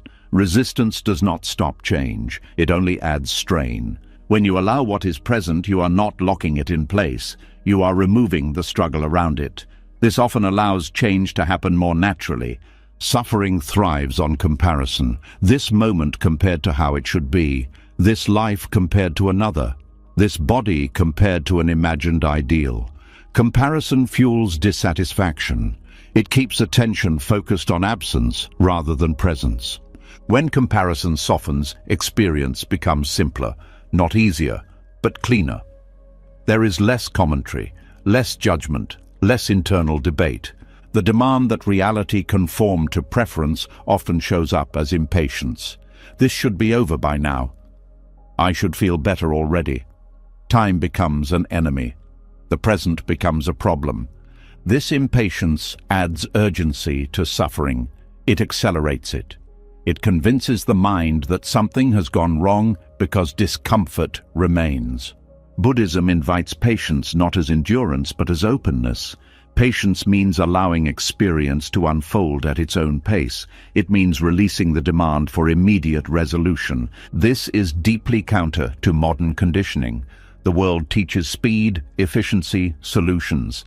Buddhism teaches presence, understanding, allowance. Allowance does not mean passivity. You can take action when action is appropriate, but action rooted in refusal is tense. Action rooted in clarity is calm. When you act from refusal, the body feels pressured. When you act from allowance, the body feels grounded. There is a quiet relief in stopping the argument with reality. Even when circumstances remain difficult, the extra layer of suffering dissolves. The mind no longer fights the moment. This does not mean emotions disappear. Sadness still arises, fear still arises, anger still arises, but they are experienced directly, without being wrapped in stories of injustice or personal failure. Suffering intensifies when experience is personalized. Why is this happening to me? This question assumes that life should treat you differently. It implies entitlement to a certain outcome. When reality fails to comply, resentment grows. Buddhism gently removes this personalization, not by denying individuality, but by showing that events arise from conditions, not personal targeting. This perspective reduces bitterness. Allowing what is does not make you weak, it makes you resilient. You stop wasting energy on denial. You meet life as it arrives. This meeting is not dramatic, it is quiet. It happens moment by moment. Each time you notice resistance and soften it slightly, suffering loosens. The body often responds before the mind understands. When resistance drops, breath deepens, muscles relax. There is a subtle sense of space. This space allows wisdom to function. When the mind is not busy rejecting reality, it can see options clearly. It can respond skillfully. Suffering also arises from clinging to pleasure, wanting good experiences to last, demanding comfort. When pleasure inevitably changes, disappointment follows. Allowing impermanence applies to pleasant experiences as well. You enjoy them fully without needing to freeze them. This prevents the suffering that comes from loss. There is freedom in letting experience be transient. You stop building your happiness on conditions that cannot be held. The refusal to allow what is often comes from the belief that happiness is elsewhere, in a different moment, in a different version of life. This belief keeps the present devalued. Buddhism points back to this moment, not because it is perfect, but because it is the only place where life is happening. Rejecting it means rejecting life itself. Allowance reconnects you to aliveness. Even discomfort becomes part of being here. This does not romanticize pain, it contextualizes it. There is also humility in allowance. You stop demanding that life serve your preferences. You recognize that preferences are just preferences, not laws. This humility softens anger, it softens entitlement, it softens the constant inner complaint. Suffering often feels personal because preference feels personal. But preferences are conditioned. They arise from culture, memory, habit. Seeing this reduces their authority. When preference loosens its grip, reality feels less adversarial. You stop seeing life as something that needs to comply. Allowance also deepens compassion. When you see how suffering arises from resistance, you understand others more deeply. You stop judging their pain. You see the struggle underneath. This understanding does not make you passive, it makes you kind. Allowing what is also affects rest. Much insomnia comes from resisting the present state. I should be asleep. This thought alone creates tension. When you allow wakefulness, sleep often follows, not because you forced it, but because resistance stopped. This principle applies broadly. What you allow tends to move. What you resist tends to stay. There is a quiet intelligence in experience itself. When not interfered with, it unfolds naturally. This includes pain. Allowing does not mean drowning in experience. It means staying with it without adding unnecessary struggle. Over time, this practice reshapes the nervous system. It learns that discomfort is survivable, that resistance is optional, that peace does not require perfect conditions. This learning is gradual. It happens through repeated moments of allowance. Each moment reduces suffering slightly. Eventually, something shifts. Reality no longer feels like an enemy. Life feels less personal and more intimate at the same time. You stop demanding that the world conform to your preferences. And in that stopping, a surprising peace appears. Not because pain vanished, but because the fight against it ended. This peace is quiet. It does not announce itself. It simply remains steady, even as life continues to change. And in that steadiness, suffering loses its grip, not through force, but through permission. As the struggle with reality softens and experience is allowed to be as it is, another deeply rooted belief begins to surface. It often sounds noble. It is praised by society. It feels mature and ethical. It says, "This is my responsibility." At first glance, it looks like strength. But when looked at closely, it can quietly turn into another way the ego tightens its grip. There is an emotional weight carried by the idea of personal responsibility that few people question. From an early age, many are taught that being a good person means taking ownership of everything they do, everything they feel, and often everything that happens around them. This teaching is not entirely wrong, but it is incomplete, and when it is taken too far, it becomes a trap. The trap forms when responsibility turns into identity, when "I am responsible" becomes "I am the owner of outcomes, the owner of mistakes, the owner of emotions, the owner of success." This ownership quietly reinforces the sense of a solid self at the center of experience. And with that reinforcement comes pressure, fear, and self-judgment. Buddhism does not reject responsibility, it reframes it. It separates accountability from ownership. This distinction is subtle, but it changes everything. Accountability means responding to what arises. Ownership means believing that there is a permanent self who caused it all and must carry it forever. Accountability is fluid. Ownership is heavy. When responsibility becomes ego reinforcement, it often shows up as over-identification. This happened because of me. I should have known better. I must fix this.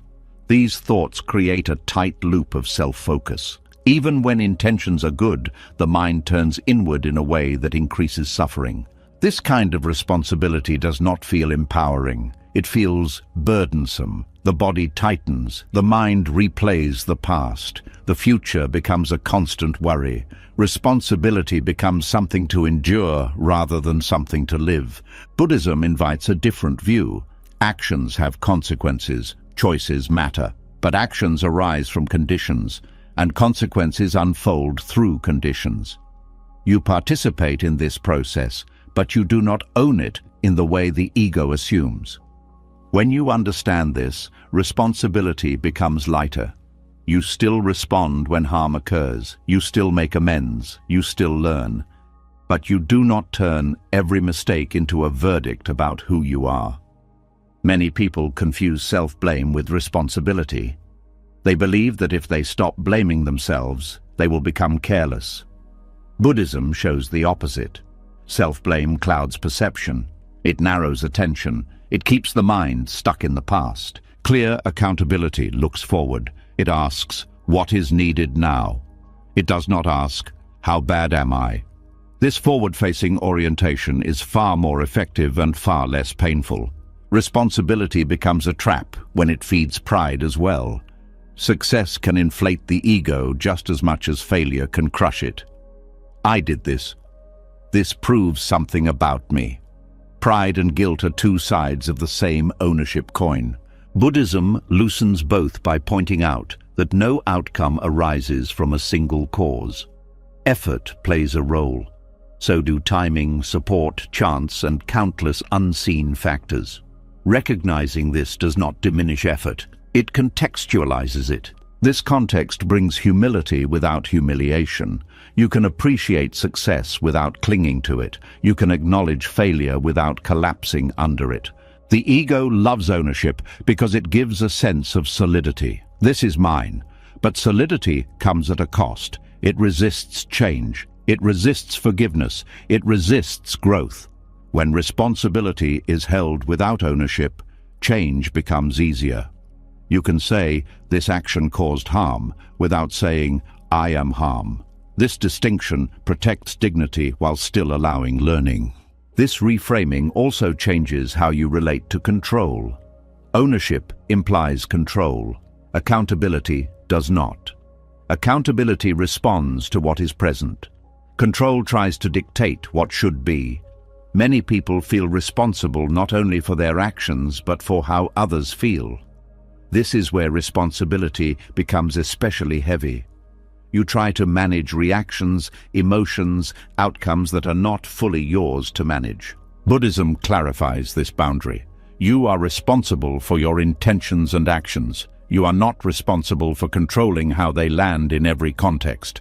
Others bring their own conditions. When this is seen clearly, guilt softens. You still care. You still apologize when appropriate. But you stop carrying emotional debt for things beyond your influence.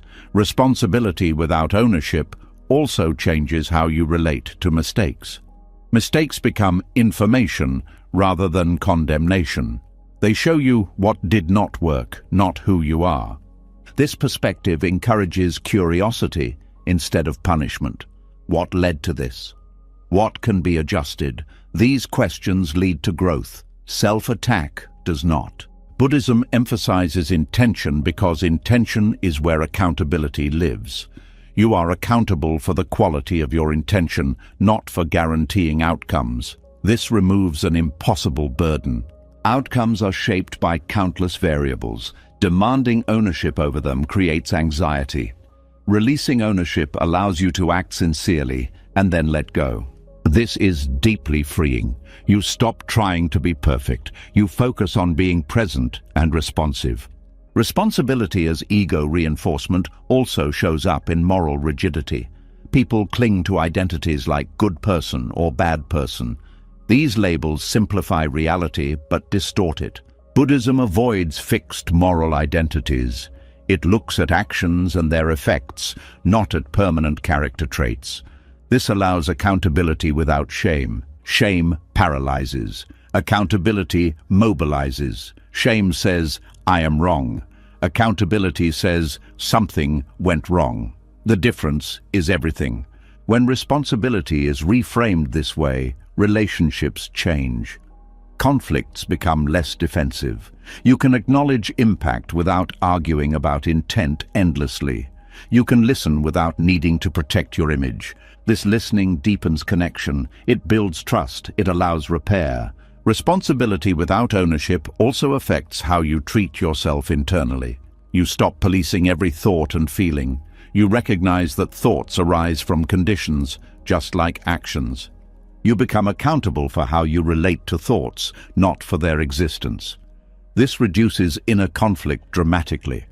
There is also a deep relief in letting go of the fantasy of total responsibility. The fantasy that if you try hard enough, nothing will go wrong. This fantasy is exhausting. When you release it, you accept that life includes unpredictability, that mistakes will happen, that learning is ongoing. This acceptance does not make you careless. It makes you resilient. You recover faster. You adapt more easily. You forgive more readily. Responsibility becomes something you practice moment by moment, not something you carry as a fixed weight. It becomes an action, not an identity. This is especially important for rest. Many people cannot rest because they feel responsible for everything all the time. The mind keeps working, fixing, reviewing. When ownership loosens, rest becomes possible. You recognize that the world does not collapse when you stop managing it. Sleep deepens when responsibility is held lightly. The mind no longer rehearses every error or prepares for every contingency. It allows the day to end incomplete. There is also compassion here.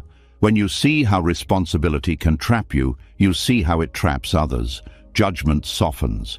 You stop demanding perfection. Buddhism does not ask you to abandon ethics. It asks you to ground ethics in awareness rather than ego. Ethics arise naturally when you are present and connected, not when you are self-policing. This natural ethics is flexible and responsive. It adjusts to context. It does not rely on rigid rules or self-concepts. Responsibility without ownership also means letting go of martyrdom. You stop carrying burdens to prove worth. You stop sacrificing yourself to maintain an image of goodness. This frees energy. You give because you care, not because you feel obligated. You help without resentment. As this understanding settles, the self feels less heavy.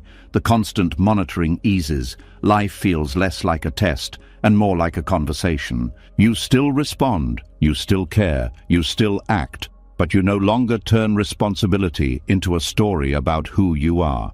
And in that release, something quiet but powerful happens. The ego loosens its grip. Accountability remains, clean and simple. Ownership falls away. What remains is a steady presence that responds to life honestly, learns without cruelty, and rests without guilt. A responsibility that no longer traps, but frees. As responsibility loosens its grip and the need to own every outcome begins to fade, the sense of self often looks for a quieter place to settle. When the old identities lose their power, a new one can form, softer, more refined, and harder to notice. It sounds peaceful. It feels elevated. It wears the language of wisdom, and yet beneath it, control quietly survives. There is an emotional comfort in believing you have arrived somewhere, that you are now calm, that you are more aware, that you are conscious in a way you were not before. These identities feel safe because they suggest resolution. They imply that the work is done, that suffering has been transcended, that you now stand on firmer ground than before. But Buddhism has always warned about this exact turn. The ego does not disappear when it is challenged. It adapts, when it can no longer dominate through achievement, blame, or responsibility. It learns to hide inside virtue. Spiritual identity becomes its most subtle refuge. Identifying as calm creates a quiet pressure to remain calm. The moment agitation arises, conflict appears. You are no longer just feeling disturbed. You are failing to live up to who you think you are. This adds a second layer of tension, the disturbance itself and the fear that it contradicts your identity. The same happens with labels like awakened or conscious. These words begin as pointers, not destinations. But when the mind turns them into descriptions of self, they harden. Awareness becomes something to maintain, insight becomes something to protect, and life once again turns into something that must conform. This is a refined prison because it looks like freedom. It feels lighter than old forms of control. There is less obvious striving, less visible anxiety, but underneath there is vigilance, a subtle monitoring of inner states, a quiet effort to stay aligned with an image. The mind begins to divide experience again. Calm is allowed. Restlessness is not. Presence is good. Confusion is bad. Awareness becomes selective. Certain experiences are welcomed. Others are subtly pushed away. This selective awareness is not freedom. It is control wearing spiritual language. Buddhism does not ask you to become calm. It asks you to see clearly. Calm may arise. It may also pass. When calm becomes an identity, impermanence becomes a threat again. True clarity does not depend on maintaining a state. It does not collapse when emotions shift. It does not need to defend itself against confusion. Spiritual identity often grows from genuine insight. Something opens, something softens, life feels lighter. The mistake happens when the mind claims ownership of this opening. This is who I am now. Once claimed, it must be defended. The ego re-enters through the back door, not with force, but with refinement. You may notice a subtle resistance to certain emotions. Anger feels embarrassing. Fear feels regressive. Sadness feels like failure. These reactions are signs that identity has returned. Awareness that is truly free does not exclude anything. It does not need to protect an image of clarity. It allows contraction and expansion alike. When you identify as conscious, you may unconsciously distance yourself from others. There is a sense of seeing more, knowing more. Even without arrogance, separation forms. Compassion subtly weakens because equality is lost. Buddhism consistently dismantles hierarchy, even spiritual hierarchy. There is no final rank, no stable position above life. Everything that arises is conditioned, including insight. When insight is seen as an event rather than a possession, it remains alive. When it becomes an identity, it stagnates. Spiritual identity also interferes with honesty. You may stop admitting confusion. You may hide struggle. You may perform peace instead of allowing disturbance. This performance deepens disconnection. True practice moves in the opposite direction. It becomes simpler, not more impressive, more ordinary, not more special. The Buddha did not teach becoming something. He taught seeing something, seeing suffering, seeing impermanence, seeing non-ownership. When identity forms around spirituality, non-ownership is lost. There is now something to defend, something to maintain, something to lose. This loss is subtle but powerful. The mind once again fears falling back. Regression becomes a threat. The past is judged harshly. The future is monitored. This fear keeps the nervous system slightly tense. Even in meditation, there may be effort to stay aligned. The body senses this immediately. Awareness that is effortless has no posture to maintain. It does not care how it appears. It does not need to be named. Spiritual identity often depends on comparison. I am calmer than before.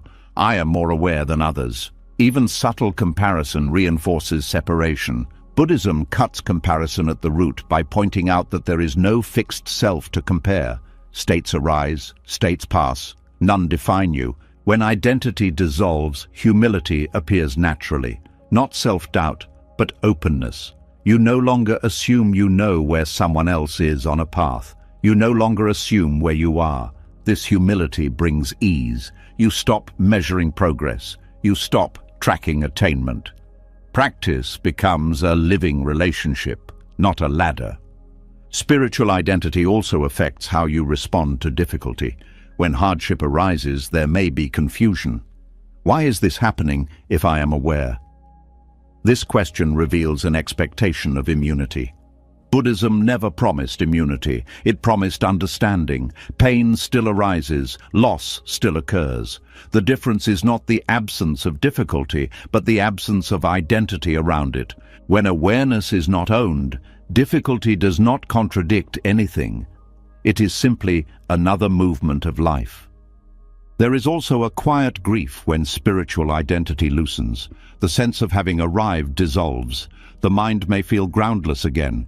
This is not failure, it is honesty. Groundlessness is closer to truth than false certainty. It allows learning to continue. The most dangerous aspect of spiritual identity is how convincing it feels. Because it is built from genuine insight, it feels justified. This makes it harder to question. But the question remains simple. Does this identity create tension? Does it exclude experience? Does it need to be protected? If the answer is yes, then it is not freedom. Freedom does not need reinforcement. It does not need a name. It does not need to be remembered. It expresses itself naturally through responsiveness. When identity dissolves, awareness becomes intimate. You are no longer watching life from a position. You are in it. This intimacy allows emotions to move freely. Nothing is out of place. Nothing threatens who you are because there is no rigid who to protect. The need to be calm relaxes. Calm may arise. It may not. Either way, awareness remains. The need to be awakened relaxes. Insight may deepen. It may soften. Either way, presence continues. This is not indifference. It is intimacy without ownership. Spiritual identity often brings subtle isolation. You feel separate in your clarity. When it dissolves, connection deepens.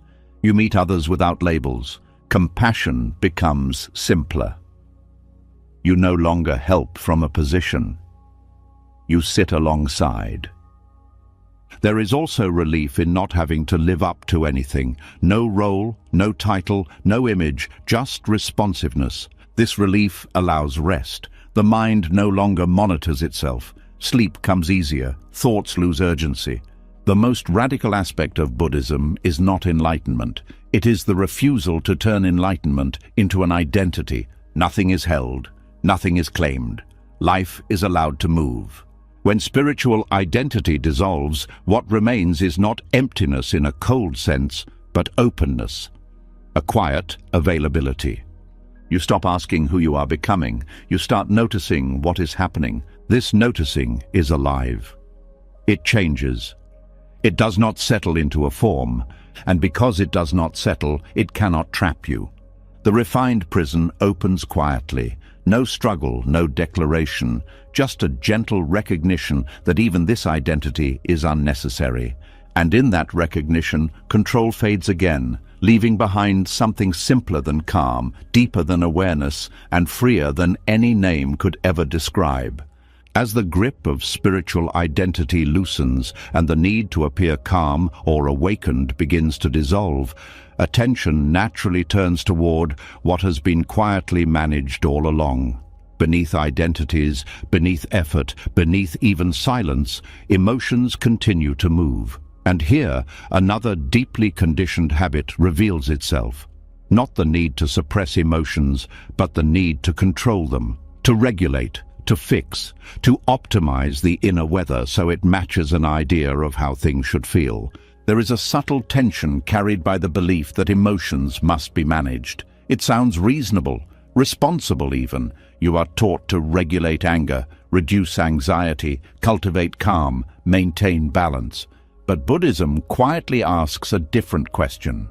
What if the need to manage emotions is itself a form of resistance? What if peace does not come from control, but from permission? Emotional management assumes that some emotions are acceptable and others are not. It divides inner life into desired and undesired states. Calm is welcomed, fear is corrected, sadness is treated as a problem, anger is something to overcome. This division creates an internal hierarchy where certain experiences are allowed to stay and others must leave. This hierarchy is not neutral. It shapes how the nervous system responds. When an emotion arises that has been labeled unacceptable, the body tightens. The mind reacts. There is a rush to intervene. This intervention is often well-intended, but it carries a message. You should not be here. Emotions feel this message immediately. They either intensify or retreat underground. Neither response brings peace. Intensification leads to overwhelm. Suppression leads to numbness. Emotional management rarely produces the ease it promises. Buddhism does not teach you to control emotions. It teaches you to understand them. And understanding begins with allowing. Allowing does not mean indulging or acting out. It means letting the emotion exist without interference. This distinction is crucial. Emotional permission is not emotional expression without boundaries. It is emotional acknowledgement without resistance. You let the emotion be felt without needing to justify it, explain it, or change it. When permission replaces management, something unexpected happens. Emotions begin to move on their own. They rise, peak, and pass. Not because you regulated them, but because they were no longer blocked. Emotions are not static objects. They are processes. They are movements of energy shaped by conditions. When you try to manage them, you interrupt that movement. When you allow them, the movement completes. Much emotional suffering comes not from the emotion itself, but from the reaction to it. Fear plus fear of fear, sadness plus judgment of sadness, anger plus shame about anger. Each layer multiplies distress. Buddhism strips away these layers by refusing to add commentary. It does not say, this emotion is bad. It asks, what is this experience right now?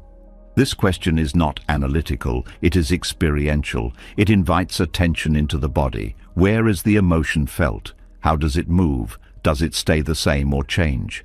This kind of attention is not management. It is presence, and presence has a calming effect that control never achieves. The nervous system responds differently to permission than to regulation. Regulation implies threat.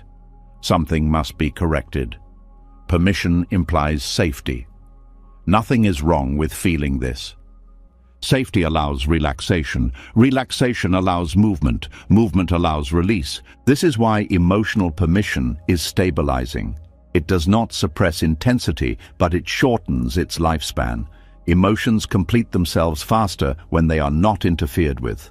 Many people fear that allowing emotions will make them stronger or uncontrollable.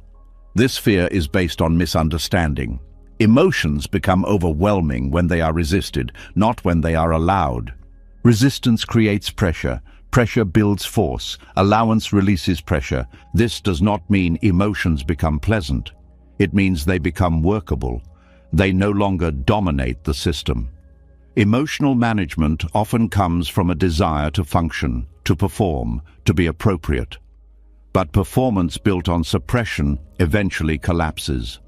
The cost is paid later through burnout, numbness, or sudden emotional floods. Buddhism takes a longer view. It values integrity over appearance. Integrity means allowing inner life to be honest, even when it is uncomfortable. This honesty creates trust within yourself. You stop fearing your own emotions. When fear of emotion dissolves, emotion loses much of its power. Emotional permission also changes how you relate to others. When you allow your own emotions, you become more tolerant of others. You stop rushing to fix. You stop managing their feelings. This creates deeper connection. People feel safer around you because you are not trying to control the emotional space. There is also humility here.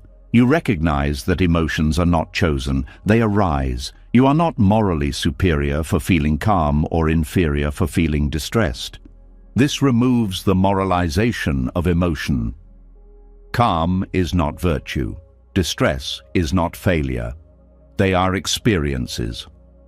Buddhism treats emotions as teachers, not enemies. Each emotion carries information about conditions. Fear shows vulnerability. Anger shows boundary violation. Sadness shows loss. Joy shows connection. Managing emotions often ignores this information. It focuses on symptoms rather than causes. Permission allows listening. Listening does not mean obeying. You can feel anger without acting on it. You can feel fear without freezing. The key is not suppression, but awareness. Awareness creates space. Space allows choice. Emotional regulation often tries to create space by force. Emotional permission creates space by acceptance. This difference is subtle but profound. Many modern approaches teach techniques to calm emotions, breathing exercises, reframing thoughts, distraction. These tools can be helpful, but Buddhism cautions against turning them into avoidance strategies. When tools are used to escape feeling, they reinforce fear of emotion. When tools are used to support presence, they align with the Dharma. The Dharma is not against skillful means, it is against denial. Emotional permission also dismantles the idea that peace is a certain emotional state. Peace is not the absence of emotion, it is the absence of resistance. You can feel grief and be at peace. You can feel fear and be grounded. You can feel anger and remain clear. This is deeply liberating. You stop chasing emotional perfection. You stop evaluating each moment based on how it feels. This evaluation itself creates tension. I should feel better. I should be calmer. These thoughts create a gap between experience and expectation. Permission closes the gap. Experience meets itself. This meeting does not require effort. It requires honesty. There is also a deep rest that comes with emotional permission. The constant inner labor of adjustment stops. You are no longer managing yourself all the time. This rest supports sleep. Many people struggle to sleep because they are trying to regulate how they feel before resting. I need to calm down first. This demand creates pressure. When you allow restlessness, sleep often comes naturally. The system no longer fights itself. Emotional permission also softens the inner critic. The critic thrives on regulation. It polices inner states. When permission becomes the norm, the critic loses authority. This does not mean chaos ensues. On the contrary, inner order emerges naturally when fear is removed. Children regulate emotions better when they feel safe. Adults are no different. The Dharma recognizes this. Safety comes from acceptance, not control. Over time, emotional permission reshapes the nervous system. It learns that emotions are not threats, that they do not need to be fixed immediately, that they pass. This learning is embodied, not intellectual. It happens through repeated experiences of allowance. Each time you allow an emotion without interference, you teach the system something new. Gradually, intensity becomes less frightening. Emotions feel less personal. They are seen as movements, not definitions. This perspective prevents emotional burnout. You stop carrying emotions as burdens. You let them flow. There is also compassion here, toward yourself, toward others, toward the human condition. Buddhism does not aim to make you emotionally perfect. It aims to make you emotionally honest. Honesty is lighter than control. As emotional management falls away, something simple remains. Presence, not calm presence, not special presence, just presence. This presence does not care what emotion is present. It is available to all of them. And because it is available, emotions no longer need to shout to be heard. They arrive, they speak, they leave. Peace is not what replaces them. Peace is what remains when nothing is being pushed away. This is the Dharma against emotional management, not a technique, not a method, a permission so complete that the struggle ends on its own. And in that ending, the heart finds a quiet freedom. Not because emotions stopped, but because the war with them did. As the struggle to manage emotions loosens and permission replaces control, a deeper shift begins to take shape. When feelings are no longer treated as problems and inner life is allowed to move freely, attention naturally turns outward again. Not outward in the sense of control or fixing, but outward in a softer way. A quiet curiosity arises about what happens when effort steps aside and life is allowed to move on its own terms. There is a subtle exhaustion that comes from always trying to steer. Even when steering is gentle, it still requires tension. The mind monitors, adjusts, corrects, the body braces. This effort often goes unnoticed because it has become normal. But when emotional permission settles in, the contrast becomes clear. Effort feels heavy, responsiveness feels light. Letting life live you does not mean becoming passive or careless. It means releasing the belief that you must constantly initiate, control, or manage what unfolds. It is the difference between pushing a river and floating with its current while still steering when needed. Non-resistance is often misunderstood as doing nothing. In truth, non-resistance is deeply active. It requires presence, sensitivity, and attunement. Instead of forcing outcomes, you respond to what arises. Instead of imposing plans, you meet conditions. Effort tries to make life conform. Responsiveness listens first. Much of human tension comes from acting before listening. The mind decides what should happen and then tries to bend reality accordingly. When reality resists, frustration grows. Responsiveness reverses this order. It observes what is happening and responds appropriately. This does not remove choice. It refines it. Choices become contextual rather than habitual.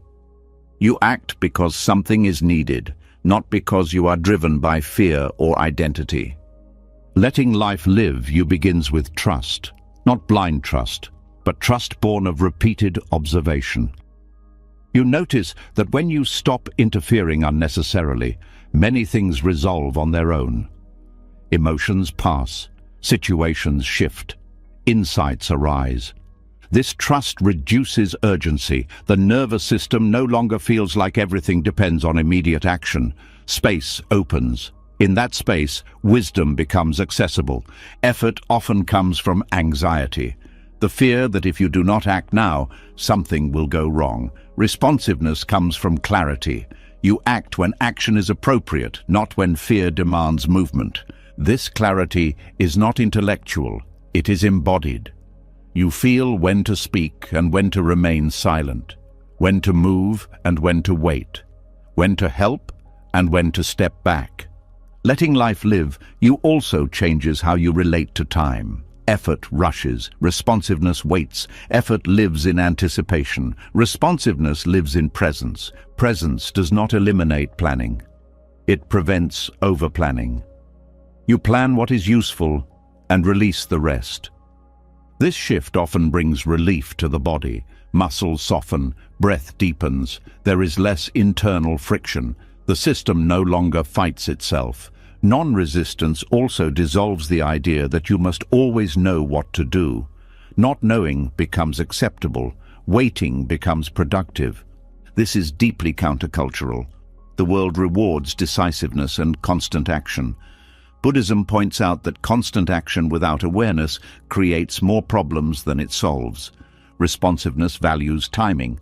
Acting too early can be as harmful as acting too late. Non-resistance allows timing to reveal itself.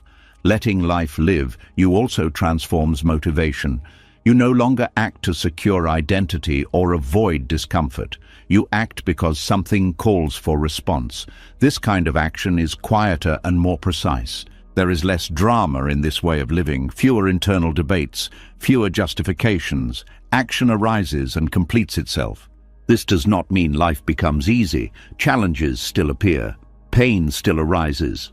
The difference is that you no longer add resistance on top of difficulty. When difficulty is met with responsiveness, energy is conserved. You deal with what is actually happening rather than fighting what you wish were different. Non-resistance also allows creativity. When you stop forcing outcomes, new possibilities appear. Solutions arise that effort could not produce. Effort narrows perception. Responsiveness widens it. This is especially true in relationships. When you stop trying to manage interactions, you become more attuned. You listen more deeply. You respond rather than react. This responsiveness builds trust. Others feel seen rather than handled. Connection deepens, letting life live. You also affects how you relate to mistakes. Effort tries to prevent all errors. Responsiveness learns from them. Mistakes become feedback rather than failure. You adjust without self-attack.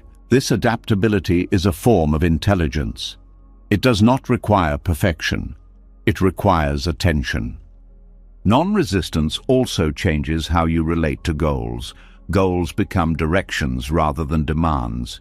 You move toward them without forcing every step.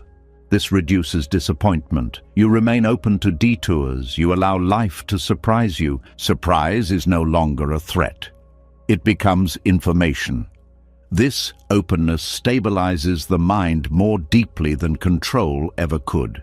Stability comes from flexibility, not rigidity. Letting life live, you also softens the sense of separation. You stop seeing yourself as an isolated actor. You feel part of a larger movement. This sense of belonging reduces loneliness. You are no longer standing against life. You are within it. There is also humility here. You recognize that you do not create life. You participate in it.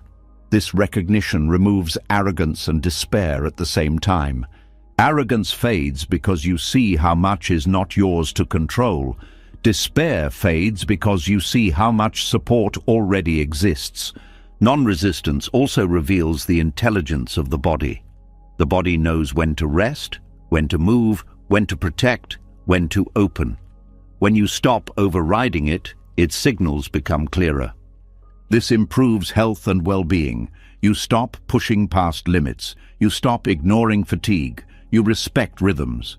Letting life live you does not mean abandoning discipline. It means aligning discipline with awareness. Discipline becomes responsive rather than punitive. You rest when tired. You act when energized. You stop forcing balance and start living it. This way of being also changes how you experience meaning. Meaning is no longer something you impose. It emerges naturally from engagement. You stop asking, "What should I be doing with my life?" You start noticing what life is asking of you right now. This question is simpler and more honest. Non-resistance also supports deeper rest. At night, the mind no longer reviews every action or plans every future. It trusts that life will continue without supervision. Sleep arrives more easily when effort stands down. There is a quiet joy in letting life live you. Not excitement, but ease. A sense that you do not have to fight your way through existence. This joy is subtle. It does not depend on circumstances. It comes from alignment. Alignment between inner life and outer reality. This alignment does not freeze life. It flows with it. Letting life live, you also deepens compassion. When you are not forcing yourself, you stop forcing others. You allow people to unfold at their own pace. This creates space for authenticity. There is also courage here. The courage to release control. The courage to trust responsiveness. The courage to be moved by life rather than trying to move it constantly. This courage is quiet. It does not announce itself. It shows up as willingness. Willingness to feel. Willingness to wait. Willingness to act when called. Over time, this willingness becomes natural. Effort becomes the exception rather than the rule. Life feels less like a task and more like a conversation. You listen, you respond, you pause. Nothing is forced, nothing is avoided. And in this gentle rhythm, something stabilizes deeply. Not the illusion of control, but a grounded presence that can meet whatever arises. Letting life live you is not a philosophy, it is a lived experience, one that unfolds gradually as resistance dissolves. You do not arrive there, you notice it happening, and when you do, there is a quiet recognition. Life has always been moving. You were never meant to carry it. All that was needed was the willingness to stop pushing, to stop resisting, and to allow the movement that was already there. In that allowance, effort rests, responsiveness remains, and life continues, not against you, not because of you, but through you. As responsiveness replaces effort and life is allowed to move without being pushed, a new misunderstanding often appears. The mind quietly wonders, if I stop controlling, do I stop caring? If I stop gripping outcomes, do I become passive? This question carries fear, because for many people, attachment to results has been the fuel behind action for as long as they can remember. There is an emotional charge around outcomes. They promise safety, validation, meaning. Success reassures, failure threatens. The mind learns early that results define worth. So the idea of renouncing outcomes can feel like giving up on life itself. Buddhism does not ask you to withdraw from action, it asks you to withdraw from ownership of results. This distinction is subtle and often missed. Renouncing outcomes does not mean you stop acting. It means you stop demanding that action guarantee a particular result. You still show up fully, you still care, you still engage, but you release the belief that the future must obey your effort. Attachment to outcomes creates tension before action even begins. You are already living in the future, rehearsing success or fearing failure. The body tightens. The mind narrows. Action becomes a means to an end rather than an expression of presence. When outcomes are renounced, action returns to the present. You do what needs to be done now, not to secure a future identity, but because this moment calls for response. This changes the quality of effort. Effort becomes clean. There is less strain, less desperation, less inner negotiation. You act, then you let the action complete itself. Many people fear that without attachment to outcomes, motivation will disappear. But motivation fueled by fear and desire is unstable. It burns hot and collapses easily. Motivation rooted in care is quieter and more sustainable. Care does not require guarantees. You can care deeply without needing certainty. In fact, attachment to outcomes often distorts care. You start caring about success more than integrity, recognition more than truth. Renouncing outcomes realigns action with values rather than rewards. You act because it is right, appropriate, or needed, not because it promises a particular payoff. This is not passivity, it is clarity. Passivity avoids engagement. Renunciation of outcomes deepens it. You are fully involved, but not entangled. This is especially visible in difficult situations. When outcomes are attached, failure feels personal. Shame arises. Defensiveness follows. When outcomes are released, failure becomes information. You adjust and continue. This allows resilience. You recover faster. You are less afraid to try. You are less devastated by setbacks. Buddhism emphasizes intention over outcome. Intention is where ethical responsibility lives. Outcomes are shaped by countless factors beyond your control. When you focus on intention, you remain grounded. When you fixate on outcomes, anxiety grows. This does not mean outcomes are irrelevant. They provide feedback. They inform learning. But they do not define worth or meaning. Renouncing outcomes also changes how you experience success. Success no longer inflates the ego. It is appreciated without being clung to. Gratitude replaces pride. This keeps success from becoming another burden. You do not fear losing it as much. You enjoy it without anxiety. In relationships, attachment to outcomes often creates pressure. You want conversations to go a certain way. You want others to respond as hoped. When they don't, disappointment arises. Renouncing outcomes allows you to be present with others without agenda. You speak honestly. You listen openly. You allow responses to be what they are. This does not guarantee harmony. It guarantees authenticity, and authenticity is the ground of real connection. Renouncing outcomes also frees creativity. When you are not fixated on results, you explore more freely, you take risks, you follow curiosity. Creativity thrives in openness, not pressure. Outcomes narrow possibilities. Openness expands them. This principle also applies inwardly. When you meditate or reflect with an outcome in mind, tension arises. You try to achieve calm, clarity, insight. This striving interferes with the very states you seek. When you release outcomes, practice becomes a space of exploration rather than performance. Awareness deepens naturally. Renouncing outcomes does not mean you stop setting goals. Goals become directions, not demands. You move toward them while remaining flexible. Flexibility is key. When conditions change, you adapt. You do not cling to plans that no longer fit. This adaptability reduces suffering. You stop fighting reality to protect a desired result. The body responds strongly to outcome attachment. Anticipation tightens muscles. Fear constricts breath. Release softens these patterns. When action is free of outcome fixation, the body moves more naturally. There is less internal resistance. This ease does not make you careless. It makes you precise. You notice more. You respond more accurately. Renouncing outcomes also reduces comparison. When results define worth, comparison is inevitable. Someone else's success threatens your value. Someone else's failure reassures it. When outcomes are released, comparison loses power. You focus on your own response rather than external metrics. This creates peace in environments that are otherwise competitive. You participate without being consumed.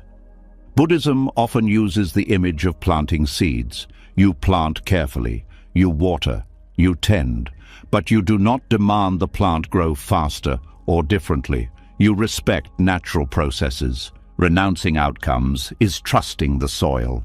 This trust does not mean ignoring consequences. It means accepting uncertainty. Uncertainty becomes tolerable when you are not trying to control it. This tolerance stabilizes the mind. You stop bracing for specific futures. You meet each moment as it arrives. This presence also supports rest. At night, The mind often replays outcomes. Did I succeed? What if it fails? Renouncing outcomes allows the day to end without resolution.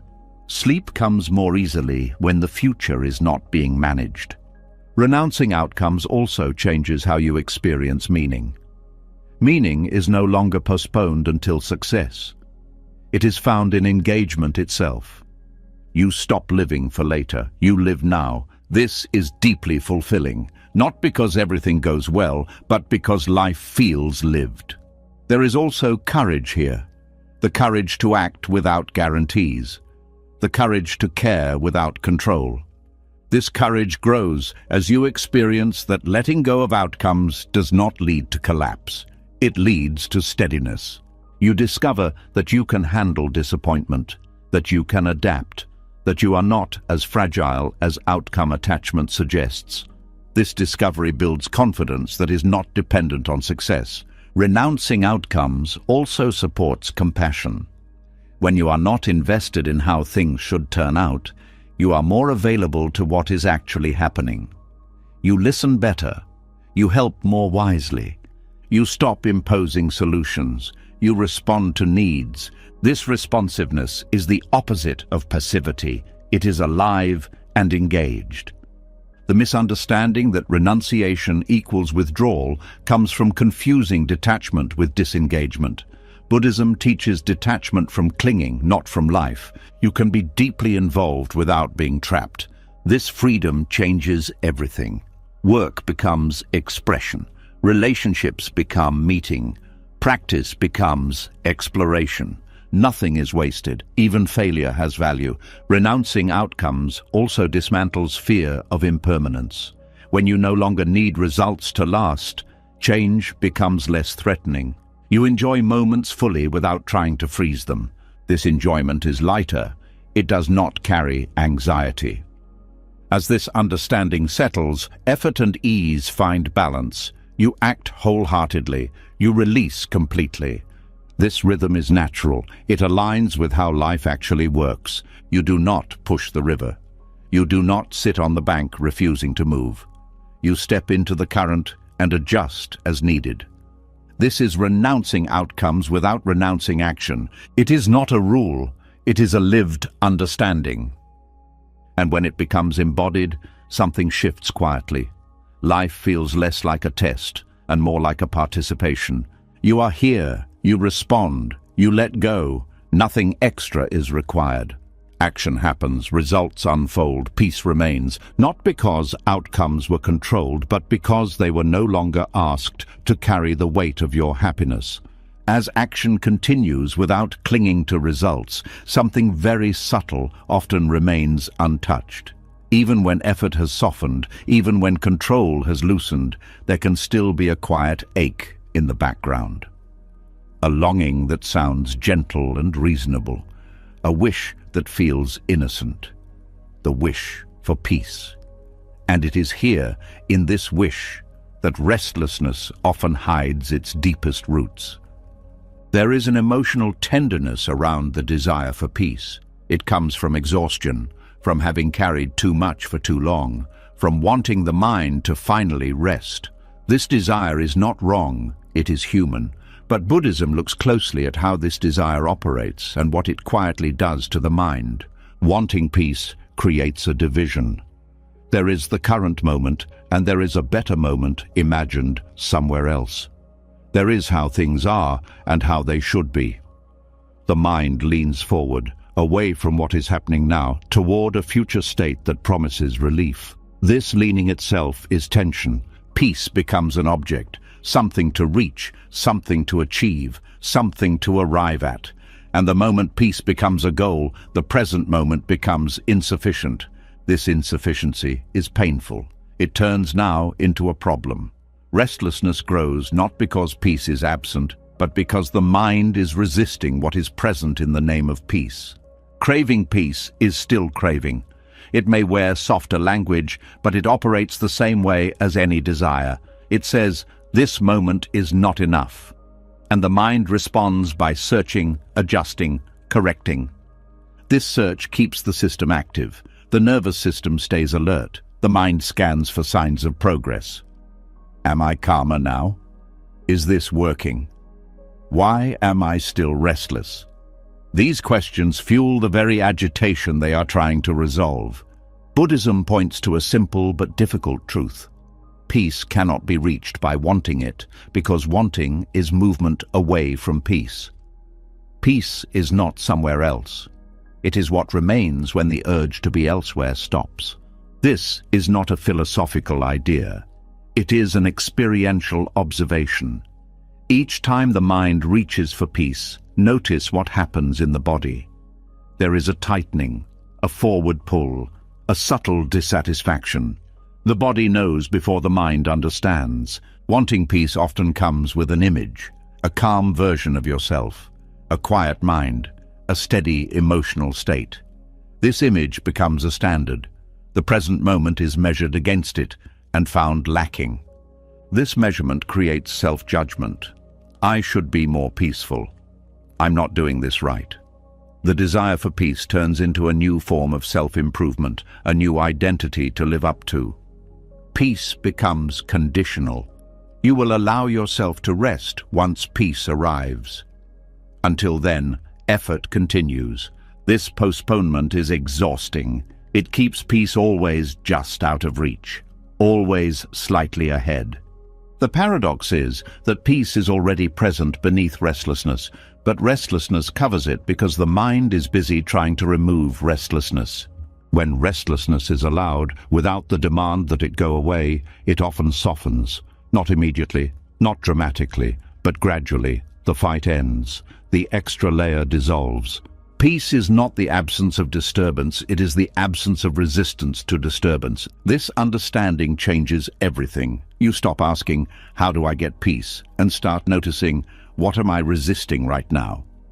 This question turns attention inward, not toward a goal, but toward relationship. How are you relating to this moment? When the relationship softens, peace is revealed. It was never missing. It was obscured by effort. Wanting peace often comes from misunderstanding what peace actually is. Many imagine peace as a constant pleasant state. Buddhism does not define peace this way. Peace is not emotional perfection. It is openness. Openness can include discomfort. It can include sadness. It can include fear. Peace is the willingness to allow these experiences without needing them to disappear. This willingness is not resignation. It is intimacy. You meet experience fully instead of negotiating with it. Craving peace keeps experience at a distance. You tolerate the present only as a means to an end. This prevents full contact. Full contact is what dissolves struggle. The mind often says, once I'm peaceful, then I can live. Buddhism replies, live now, and peace may show up. Peace is a byproduct, not a product. This is deeply counterintuitive. The mind is trained to pursue, to optimize, to improve. Letting go of pursuit feels like giving up. But what is actually being given up is not peace, but the obstacle to it. There is also fear hidden inside the desire for peace. Fear that without peace, you cannot handle life. Fear that restlessness means failure. This fear adds urgency. It turns peace into an emergency, and emergencies do not create calm.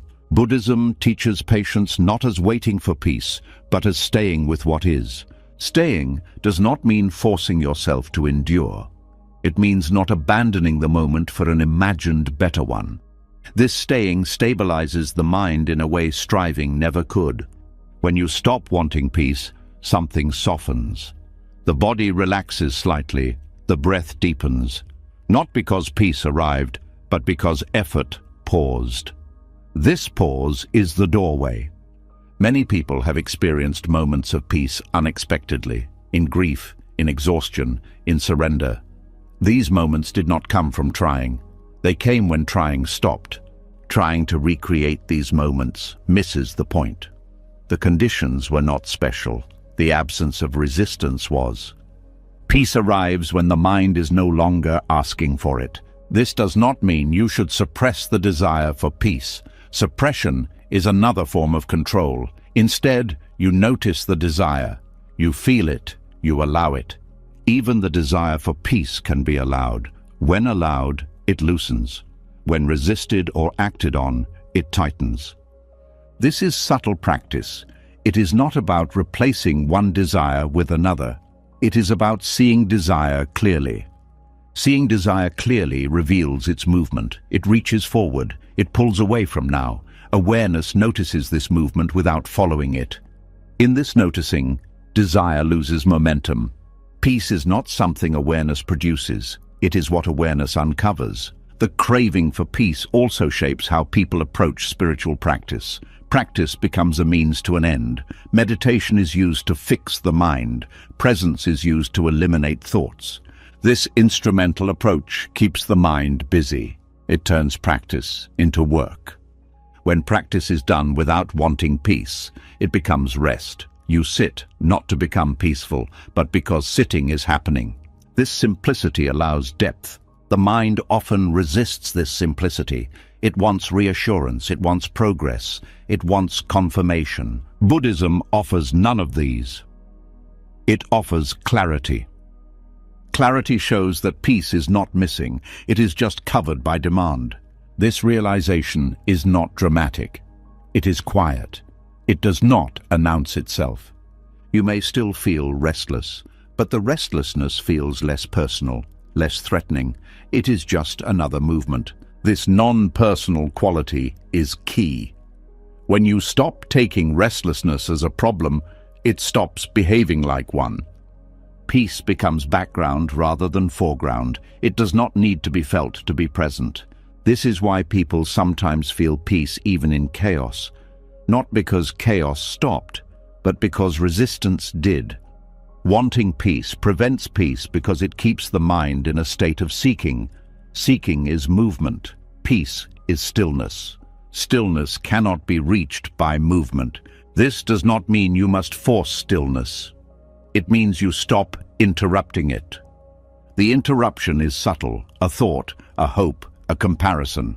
Each interruption is small, but together they keep the system active. When interruptions slow, peace becomes obvious. This is not a peak experience, it is a ground. The ground does not require maintenance. Peace is not fragile. Wanting makes it seem fragile. When you stop wanting peace, you discover it was never in danger. This discovery brings relief. Not excitement. Relief. Relief that you do not need to fix yourself. Relief that rest is allowed now. Relief that peace does not depend on your success. This relief deepens rest. The body unwinds. Sleep comes easier when peace is no longer a demand. The mind stops evaluating the moment. Night does not need to be peaceful to allow sleep. It needs permission. When you stop asking for peace, the asking mind rests. And in that rest, peace quietly remains, not as a reward, not as a state, but as the natural absence of struggle. This is the paradox Buddhism points to. The more you chase peace, the further it feels. The moment you stop chasing, you notice it was already here. Not perfect, not permanent, but sufficient. And in that sufficiency, the heart settles. Not because life changed, but because the demand for life to change finally ended.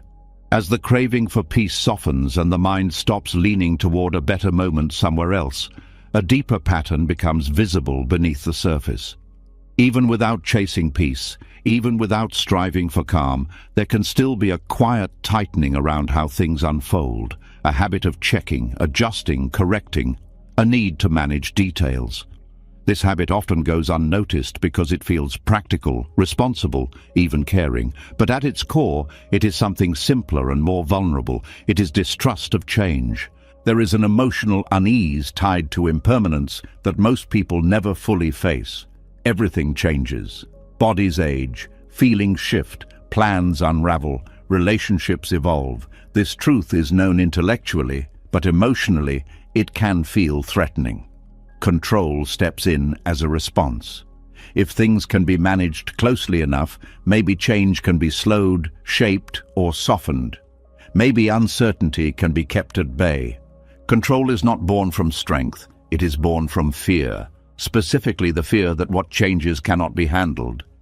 The fear that if things are allowed to move freely, something precious will be lost, or something painful will arrive unannounced. Micromanagement is how this fear expresses itself in daily life. You manage time tightly so nothing escapes you. You manage people subtly so they stay predictable. You manage yourself harshly so nothing falls apart. Each act of control whispers the same message: I don't trust life to move on its own. Buddhism does not condemn this fear. It recognizes it as human, but it points out the cost. Control requires constant vigilance. The mind must stay alert. The body must stay tense. The nervous system never fully rests. Accepting impermanence does not mean liking change. It means recognizing that change is not a personal failure. It is the nature of life. When this recognition settles, control begins to loosen, not because it is forbidden, but because it becomes unnecessary. Control assumes that stability comes from holding things still. Buddhism shows that true stability comes from the ability to adapt. When you trust impermanence, you trust that you can meet what arises. This trust is not abstract. It is built through experience. Each time something changes and you survive it, the grip of control weakens slightly. Each time you allow uncertainty without rushing to fix it, resilience grows. Micromanaging people often comes from fear of unpredictability. You want others to behave consistently so you can feel safe. When they change, anxiety arises. Control tries to restore familiarity. But people are not static. Expecting them to remain the same is expecting life to stop. This expectation creates conflict and disappointment. Accepting impermanence allows you to meet people as they are now, not as you wish they would remain. This does not remove boundaries, it removes illusion. When you stop trying to control others, relationships breathe, trust deepens, tension eases. You no longer feel responsible for shaping someone else's journey. Micromanaging time comes from a similar fear. Time passes whether you watch it or not. Control tries to slow it by filling every moment, optimizing every hour, planning every future. This constant management creates anxiety around wasted time. Rest feels undeserved. Stillness feels dangerous. Accepting impermanence reframes time. You stop treating it as something to conquer. You treat it as something to move within. Moments are lived rather than managed. This changes how you experience aging, deadlines, and loss. You stop fighting the passage of time and start participating in it. Micromanaging the self is perhaps the most exhausting form of control. Monitoring thoughts, correcting emotions, policing behavior. The inner supervisor never sleeps. This supervisor exists because impermanence feels threatening. If the self changes, who are you? Control tries to stabilize identity by enforcing consistency. Buddhism reveals that identity is already fluid. Trying to freeze it creates suffering. Accepting transience allows identity to soften without collapse. You do not disappear when you change. You evolve. When impermanence is accepted, mistakes lose their power. They are no longer threats to identity. They are moments in motion. This acceptance reduces shame. Shame comes from believing you should have remained a certain way. Impermanence shows that remaining the same was never possible. Control also tries to protect pleasure. When things are good, the mind tightens. It wants the moment to last. It monitors. It anticipates loss. This anticipation prevents full enjoyment.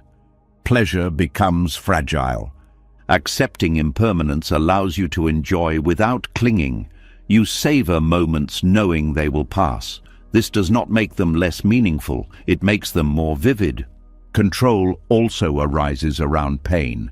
The mind tries to manage discomfort away. It tightens against it.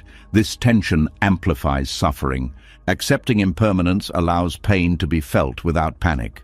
You know it will change. This knowledge does not eliminate pain, but it reduces fear. Fear is what turns pain into suffering. When impermanence is trusted, you stop needing guarantees. You stop demanding that life stay the same for you to feel safe. safety becomes internal. It rests in adaptability, not predictability. This internal safety stabilizes the mind deeply. You no longer scan constantly for threats. You respond when something arises instead of anticipating endlessly. Control thrives on anticipation. Acceptance lives in presence. Presence does not eliminate planning. It prevents obsession. You plan what is helpful and release what is not. This release frees energy. You stop carrying the future everywhere with you.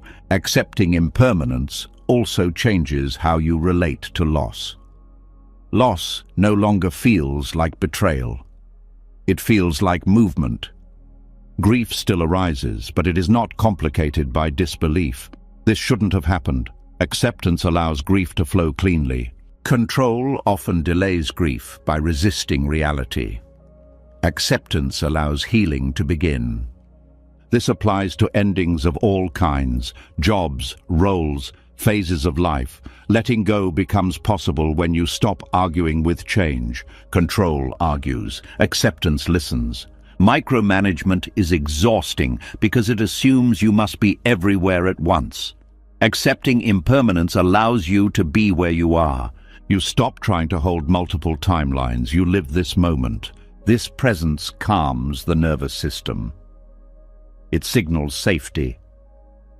Impermanence also teaches humility. You see how little remains fixed. This humility softens judgment toward yourself, toward others. Judgment often arises from expecting permanence. You should know better by now. I should be over this. Impermanence dissolves these expectations. You stop rushing yourself. You stop rushing others.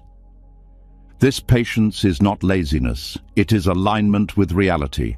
Accepting impermanence does not mean you stop caring. It means you care without clinging.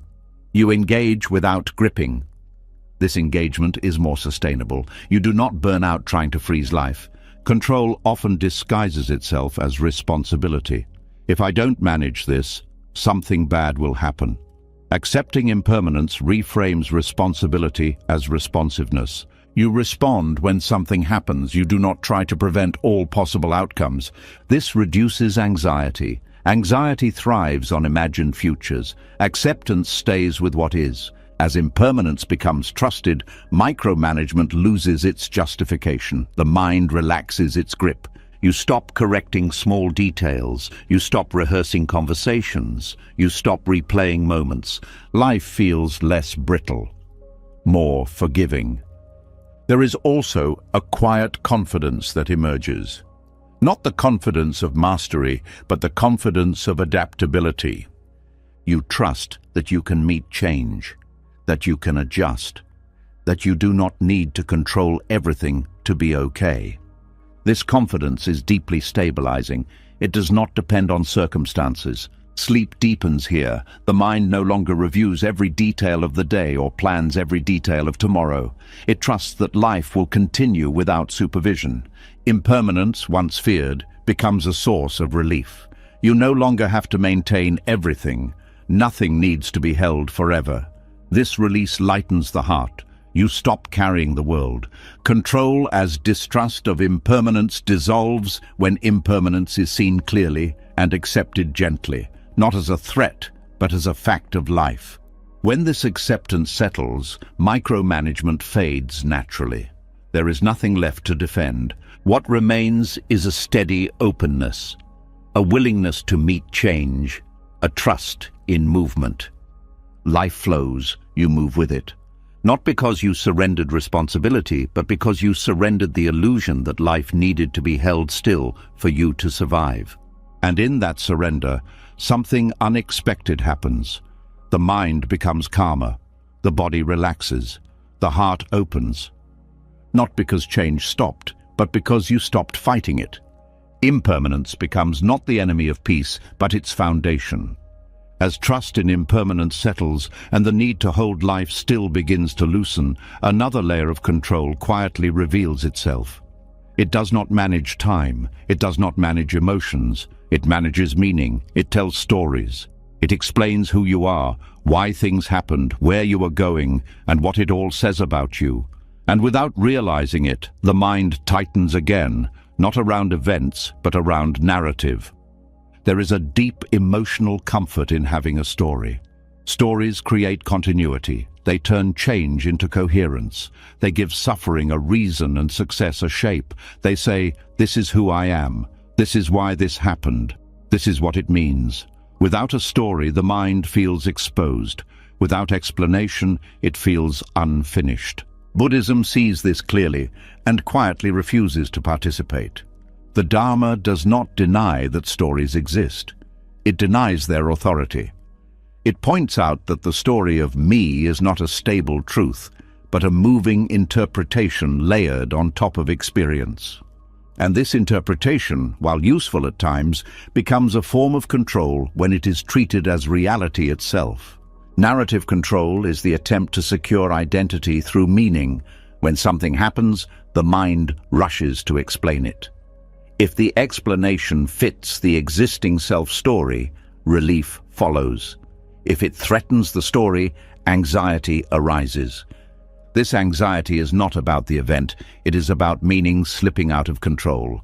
The mind wants experience to confirm who it thinks it is. When reality refuses, storytelling intensifies. New chapters are written, old ones are revised. Pain is justified, blame is assigned, victories are claimed. All of this feels natural, but it carries a hidden cost. It traps attention in the past and future. It pulls awareness away from direct experience and into interpretation. Buddhism repeatedly points back to what is happening before the story forms. Sensation before explanation, feeling before identity, action before narrative ownership. This is not anti-intellectual, it is anti-confusion. Stories simplify reality, but reality is not simple. The self-story reduces complexity into something manageable, but what is manageable is rarely what is true. The problem is not that stories exist. The problem is believing they must be finished, coherent, and correct for life to make sense. Unfinished meaning feels uncomfortable. The mind wants closure. It wants a reason. It wants an arc. Buddhism refuses to provide one. Freedom does not come from finding the right story. It comes from seeing that no story can fully capture experience. Narrative control often begins early. You are taught to explain yourself, to justify actions, to define goals. Over time, you learn to see life as a biography in progress. Each event must fit. When something does not fit, tension arises. This shouldn't have happened. This doesn't align with who I am. The mind works overtime to repair the narrative. This repair effort is exhausting. It keeps the mind busy even when nothing is wrong. Buddhism undermines this by refusing to treat the self as a story at all. The self is seen as a process, not a plot. Processes do not need coherence. They move, they change, they do not ask to be summarized. Narratives ask for permanence. Processes accept impermanence. When narrative control loosens, experience becomes lighter. You no longer need to explain every feeling. You no longer need to justify every choice. You no longer need to turn life into something meaningful before it can be lived. This does not make life meaningless. It makes meaning optional. Optional meaning is freeing. You can allow moments to be just moments. You can allow pain to be pain without turning it into a lesson. You can allow joy to be joy without turning it into a definition. Stories often intensify suffering. When something painful happens, the story adds layers. This always happens to me. This proves something is wrong with me. This will ruin everything. The original pain is simple. The narrative multiplies it. Buddhism invites you to see this multiplication clearly. To notice how suffering grows not from experience, but from interpretation. This noticing does not require you to suppress thought. Thoughts will arise, stories will appear. The difference is you stop believing they are necessary. You let the story be incomplete. This incompleteness feels unsettling at first. The mind searches for footing. It wants to know where it stands. Buddhism does not answer. It allows standing to dissolve. This dissolution does not lead to chaos. It leads to presence. When you are not busy narrating, attention returns to what is happening. Breath, sound, sensation, movement. Life feels immediate. Immediate life does not need explanation. Narrative control also shapes how people relate to each other. You assign roles. You decide who someone is based on past chapters. You interact with the story rather than the person. When narrative loosens, relationships become fresh. You meet the person as they are now, not as they were in the story. This openness allows change. It allows forgiveness. It allows surprise. Buddhism emphasizes beginner's mind for this reason. Beginner's mind is not ignorance. It is freedom from narrative certainty. Certainty closes perception. Openness keeps it alive. Stories often hide fear, fear of meaninglessness, fear of randomness, fear that without explanation, life is unstable. Buddhism does not replace stories with better stories. It points to the stability of awareness itself. Awareness does not need meaning to function. It is present whether things make sense or not. This presence is reliable. Stories are not. When narrative control drops, you stop needing your life to make sense in a linear way. You accept contradiction. You accept unfinished chapters. This acceptance reduces inner conflict. You stop arguing with yourself about what something should mean. The mind becomes quieter, not because stories stop, but because they stop being believed. Narrative control also affects how you remember the past. Memory becomes selective. It supports identity. Events are framed to maintain coherence. Letting go of narrative control allows memory to soften. You remember without needing to extract meaning. The past becomes lighter. The future also changes. Instead of projecting a storyline forward, you allow possibility. Plans still exist, but they are not scripts. This reduces fear of deviation. You stop seeing detours as failures. Life becomes less about staying on track and more about staying present. Narratives also create comparison. You compare your story to others. Who is ahead? Who is behind? This comparison fuels dissatisfaction. When stories loosen, comparison loses its foundation. You stop ranking lives. Each moment stands on its own. Buddhism often uses silence, not just to quiet the mind, but to interrupt storytelling. Silence creates a gap where meaning does not immediately form. In that gap, freedom appears. Freedom does not need a reason. Unfinished meaning allows curiosity. Instead of deciding what something means, you remain open. This openness is alive. Narrative control freezes experience. Unfinished meaning keeps it moving. This movement does not feel chaotic. It feels honest. The mind often fears that without a story, motivation will disappear. But motivation rooted in narrative is fragile. Motivation rooted in presence is steady. You act because something needs to be done, not because it fits a storyline. This kind of action is cleaner. It carries less emotional weight. When narrative control dissolves, guilt also changes. You stop rewriting the past endlessly. You acknowledge what happened without turning it into identity. Shame loses fuel. Pride also softens. You stop building identity around achievements. Life becomes less performative. This simplicity supports rest. At night, the mind often reviews the day, adding commentary. When narrative loosens, the day can end without summary. Sleep does not require a conclusion. There is a quiet relief in not needing to know what your life means. You stop carrying that question everywhere. Meaning may arise, it may not. Either way, you live.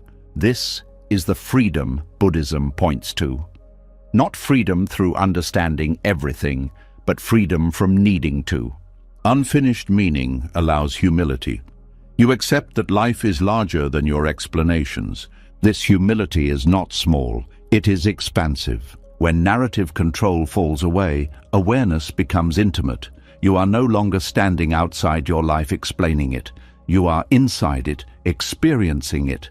Experience does not ask to be named. This intimacy brings peace not as a story, but as presence.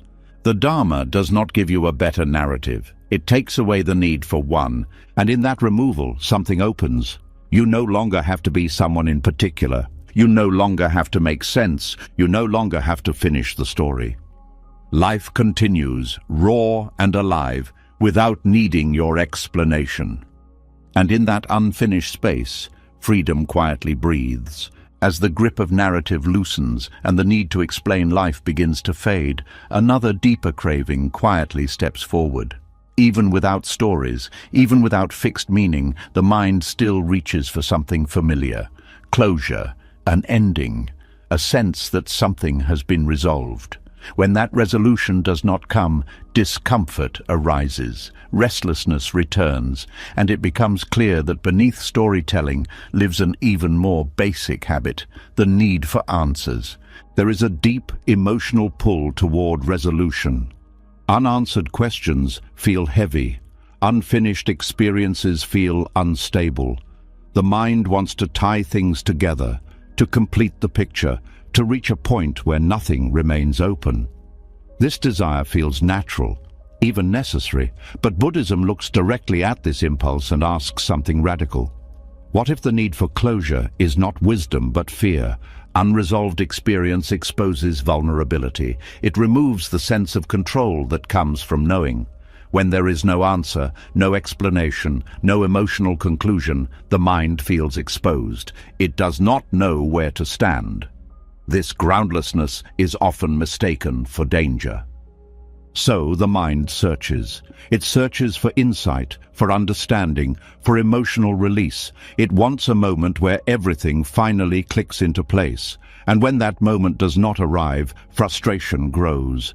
Buddhism does not promise resolution. It trains something far more subtle, the capacity to remain present without it. This training is not about forcing yourself to tolerate discomfort. It is about seeing how the demand for resolution creates suffering. The pain is not in the unanswered question. It is in the refusal to let the question remain. Closure is comforting because it gives the illusion of stability. It says, this is finished, this is settled, I can move on. But life does not move in clean endings. Experiences overlap. Emotions return, understanding deepens and then dissolves again. The insistence on closure puts you in constant conflict with how life actually works. Buddhism invites a different strength, the courage to stay with what is incomplete, to allow questions to remain open, to let emotions move without demanding they conclude in clarity or peace. This courage is quiet. It does not feel heroic. It feels like staying when everything wants to leave. The mind often believes that unresolved emotions are unhealthy, that you must process everything fully to be free. But processing becomes another form of control when it demands a specific outcome. You sit with an emotion not to finish it, but to allow it. And allowing does not guarantee resolution. It guarantees honesty. Sometimes emotions resolve. Sometimes they soften.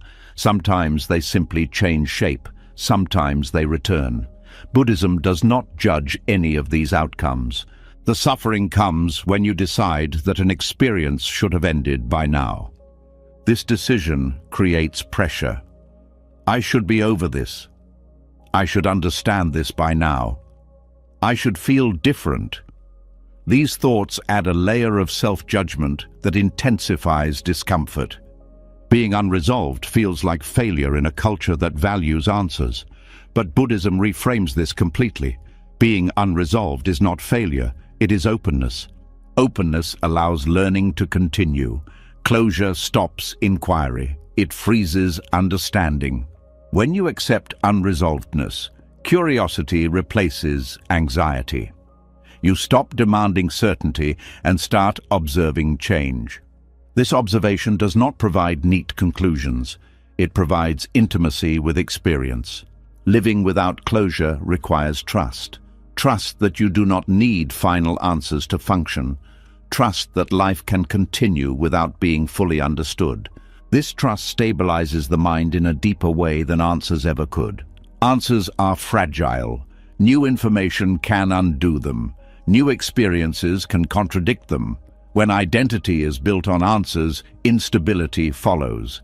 Unresolvedness, paradoxically, is more stable. It does not collapse when something new appears.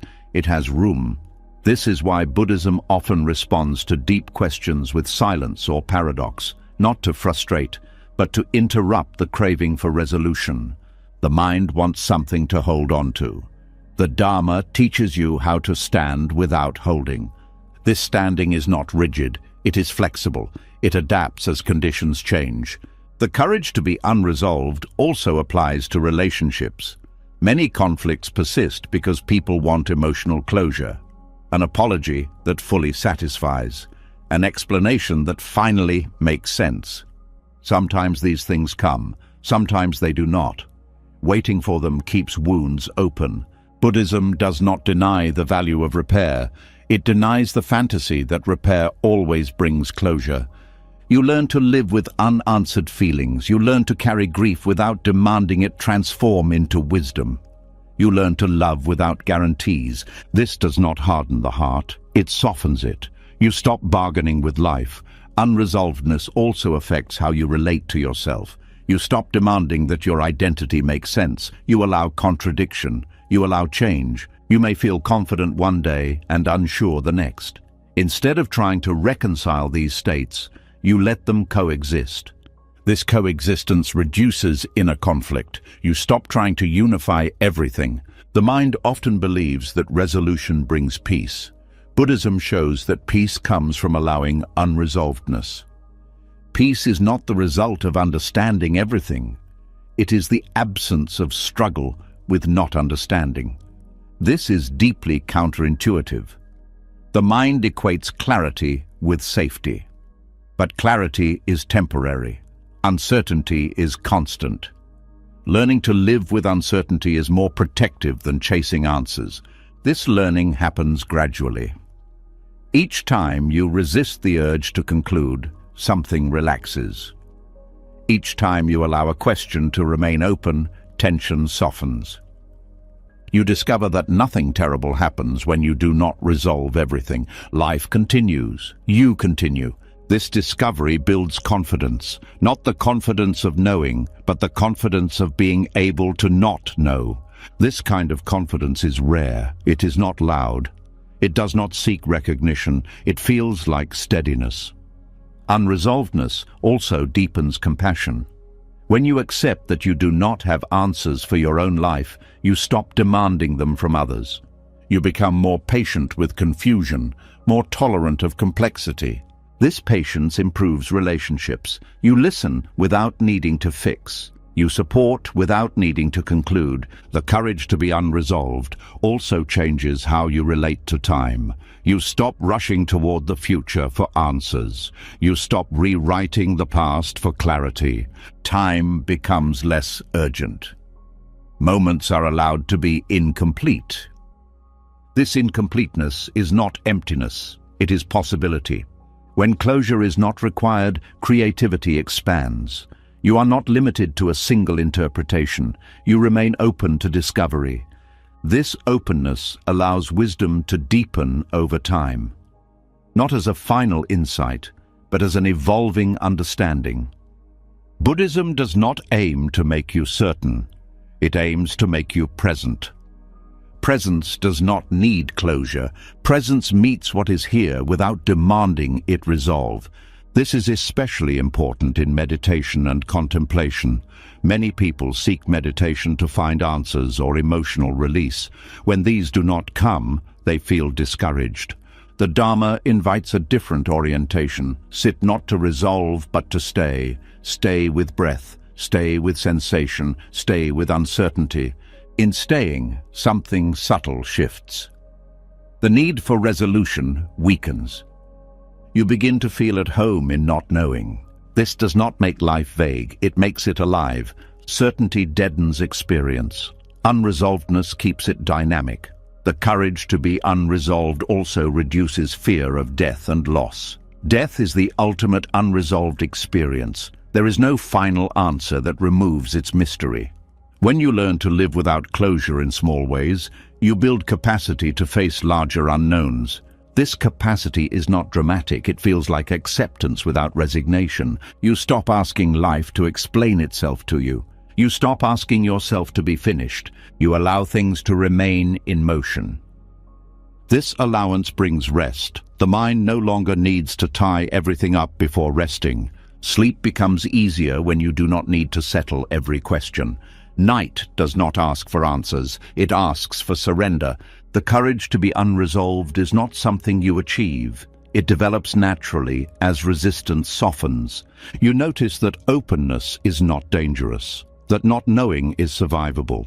This realization changes your relationship with thought. Thoughts arise. They do not need to conclude. Questions arise. They do not need answers. Emotions arise. They do not need closure. Life continues. Buddhism does not offer certainty. It offers freedom from needing it. And that freedom is quiet, steady, and deeply human. You stop trying to complete yourself. You stop demanding that life resolve. You live with open hands, and in those open hands, experience rests without pressure, unresolved, unfinished, and free. As the courage to remain unresolved grows and the mind learns to stay without answers, something even more intimate begins to loosen. Beneath the need for closure, beneath the need for meaning, there is often a quiet assumption that has gone unquestioned for most of life. The assumption that what happens inside you belongs to you, that thoughts are yours, that emotions are yours, that sensations are owned. When this assumption softens, a deep and unexpected freedom opens. There is a strong emotional reflex to claim experience. A thought appears and the mind says, "my thought." A feeling arises and the body tightens around it as "my emotion." A sensation moves through the body and it becomes "my pain" or "my pleasure." This claiming happens so quickly that it feels natural, almost invisible. But Buddhism asks a question that gently disrupts this reflex. Where is the owner? This question is not philosophical, it is experiential. When you look closely at experience, sensations arise, thoughts appear, emotions move, but ownership is not found in the experience itself. Ownership is added afterward as a mental label.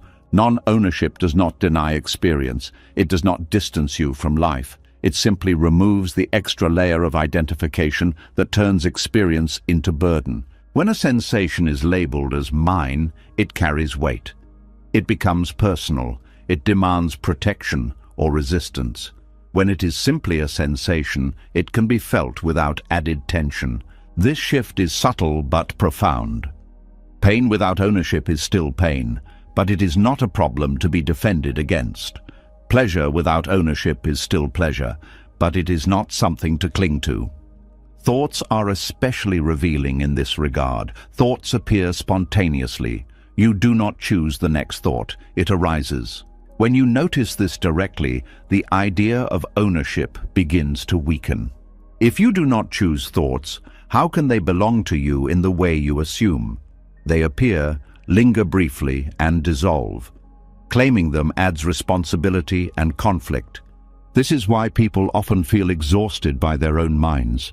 They believe they must manage, control, or justify thoughts as if they were personal possessions. Non-ownership allows thoughts to pass without supervision. You do not need to agree with them. You do not need to correct them. You do not need to suppress them. They are not yours to manage. Emotions function the same way. An emotion arises due to conditions, body state, memory, environment, history. None of these are chosen in the moment. The emotion appears. Ownership makes it heavy. When you say "my anxiety," the emotion becomes part of identity. It must be fixed. It must be explained. It must be resolved. When anxiety is simply anxiety, it can be felt without becoming who you are. This does not mean detachment or coldness. It means intimacy without identification. Non-ownership does not push experience away. It allows full contact without contraction. There is a fear that if you stop owning experience, you will become disconnected or irresponsible. Buddhism shows the opposite. When you stop owning, you become more responsive, less defensive, more present. Ownership creates a boundary. This is mine. That boundary invites protection. Protection creates tension. Non-ownership dissolves the boundary. Experience moves through without needing defense. This has a direct effect on the nervous system. When experience is not claimed, the body does not brace as much. Breath deepens, muscles soften, there is less internal resistance. Suffering often intensifies when experience is personalized. Why is this happening to me? This question assumes an owner who is being targeted. Non-ownership removes the target. Events happen, sensations arise, thoughts appear. But there is no central entity being attacked or rewarded. This perspective does not remove care, it removes unnecessary suffering. Non-ownership also dissolves pride. When something pleasant arises, the mind often claims it. I am happy. I am calm. This ownership creates fear of loss. Non-ownership allows enjoyment without anxiety. You enjoy the moment fully because you are not trying to keep it. This also softens shame. Shame thrives on ownership. This says something about me. When experience is not owned, shame loses its foundation. Actions still have consequences. Accountability remains. But identity is not fused with experience. Buddhism distinguishes between action and actor. Actions occur, results follow, but there is no permanent owner behind them. This understanding removes the constant need to defend a self-image. Non-ownership also affects memory. Memories arise. They are often treated as evidence of who you are. I did this. This defines me. Non-ownership allows memory without identity attachment. The past becomes lighter. It informs without imprisoning. This also changes how you relate to the future. Anticipation arises, worries appear, plans form. When these are not owned, they do not dominate. You plan without fear. You anticipate without anxiety. Non-ownership does not eliminate preference. Preferences arise, but they are not treated as commands. They do not rule the system. This allows flexibility. When preferences are not met, there is disappointment without devastation. There is also a deep relief in realizing that you do not have to carry your inner life everywhere. Thoughts and feelings can visit without becoming luggage. This relief supports rest. Many people cannot sleep because they are carrying their thoughts as responsibilities. Non-ownership allows the mind to set them down. Thoughts can continue. You simply do not follow them. Non-ownership also changes how you relate to silence. Silence is no longer something to fill. Without ownership, there is no one demanding commentary. Silence becomes comfortable. This comfort extends to solitude. Being alone with your thoughts is less threatening when thoughts are not claimed. You stop fearing your own mind. Non-ownership also brings compassion. When you see that your own experience arises without ownership, you see the same in others. You stop blaming. You stop personalizing. This does not excuse harmful behavior. It contextualizes it. You respond with clarity rather than reactivity. Non-ownership also changes how you relate to the body. Sensations arise: tension, fatigue, pleasure, pain. When the body is treated as me, every sensation feels like a verdict. Non-ownership allows the body to be experienced as process rather than identity. You care for the body without obsessing over it. This reduces health anxiety. You respond to symptoms without panic. Non-ownership also dissolves comparison. When experience is not owned, there is no need to compare inner states. They are calmer than me. I am behind. These comparisons lose meaning. Each experience is just what it is.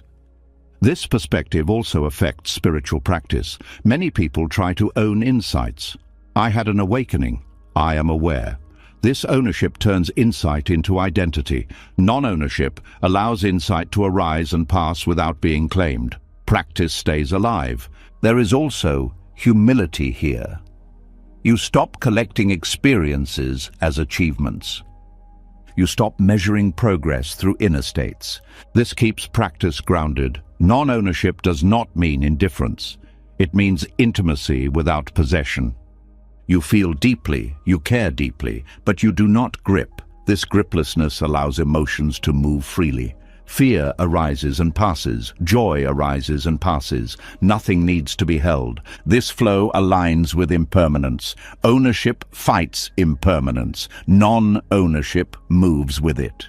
The mind often fears that without ownership, there will be chaos. But chaos comes from conflict, not freedom. Non-ownership reduces conflict because there is no central self to defend. There is also a quiet dignity in this teaching. You do not need to be more than human. You do not need to perfect yourself. You allow experience without claiming it.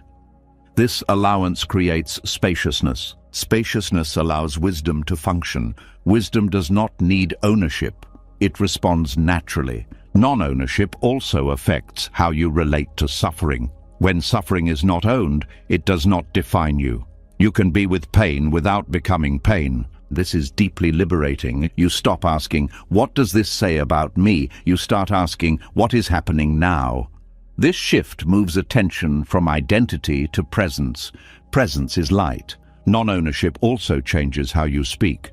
You stop saying, "I am anxious," and start noticing anxiety is present. This subtle shift reduces identification. Language matters because it reflects relationship. This does not mean denying emotion. It means not becoming it. Non-ownership also supports forgiveness. When experiences are not owned, resentment softens. You stop carrying events as personal injuries. You allow healing to occur. This does not mean forgetting. It means not binding identity to injury. Non-ownership also dissolves the fear of being overwhelmed. Overwhelm happens when experience is treated as too much for me. Without a central owner, experience is simply happening. The system relaxes. This relaxation allows deeper engagement, not withdrawal. You meet life fully without armor. Non-ownership also brings gratitude. When pleasant experiences are not owned, they are appreciated without fear. You enjoy without clinging. This enjoyment is purer. There is also freedom here from constant self-reference. You stop asking how everything relates to you. Life becomes wider. This widening reduces isolation. You feel part of a larger movement rather than a separate center. Non-ownership also changes how you experience meditation. You stop trying to own stillness. You stop claiming clarity. Meditation becomes simple presence. Thoughts come, thoughts go. Awareness remains. Awareness is not owned. It is not personal.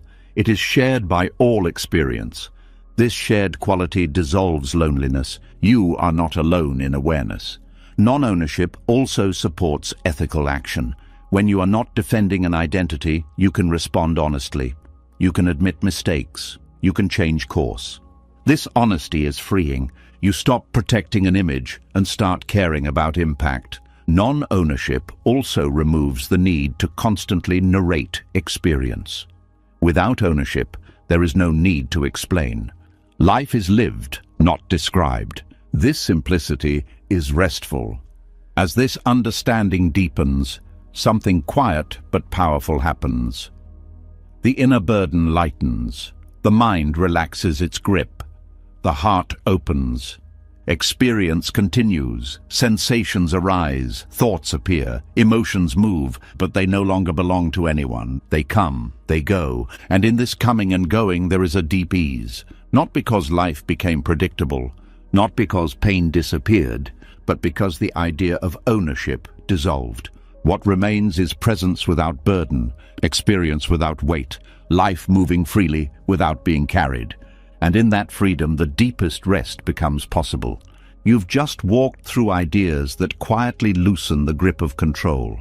You saw how effort hides inside identity, how certainty masks fear, how control grows from distrust of change, and how peace cannot be chased without running away from it.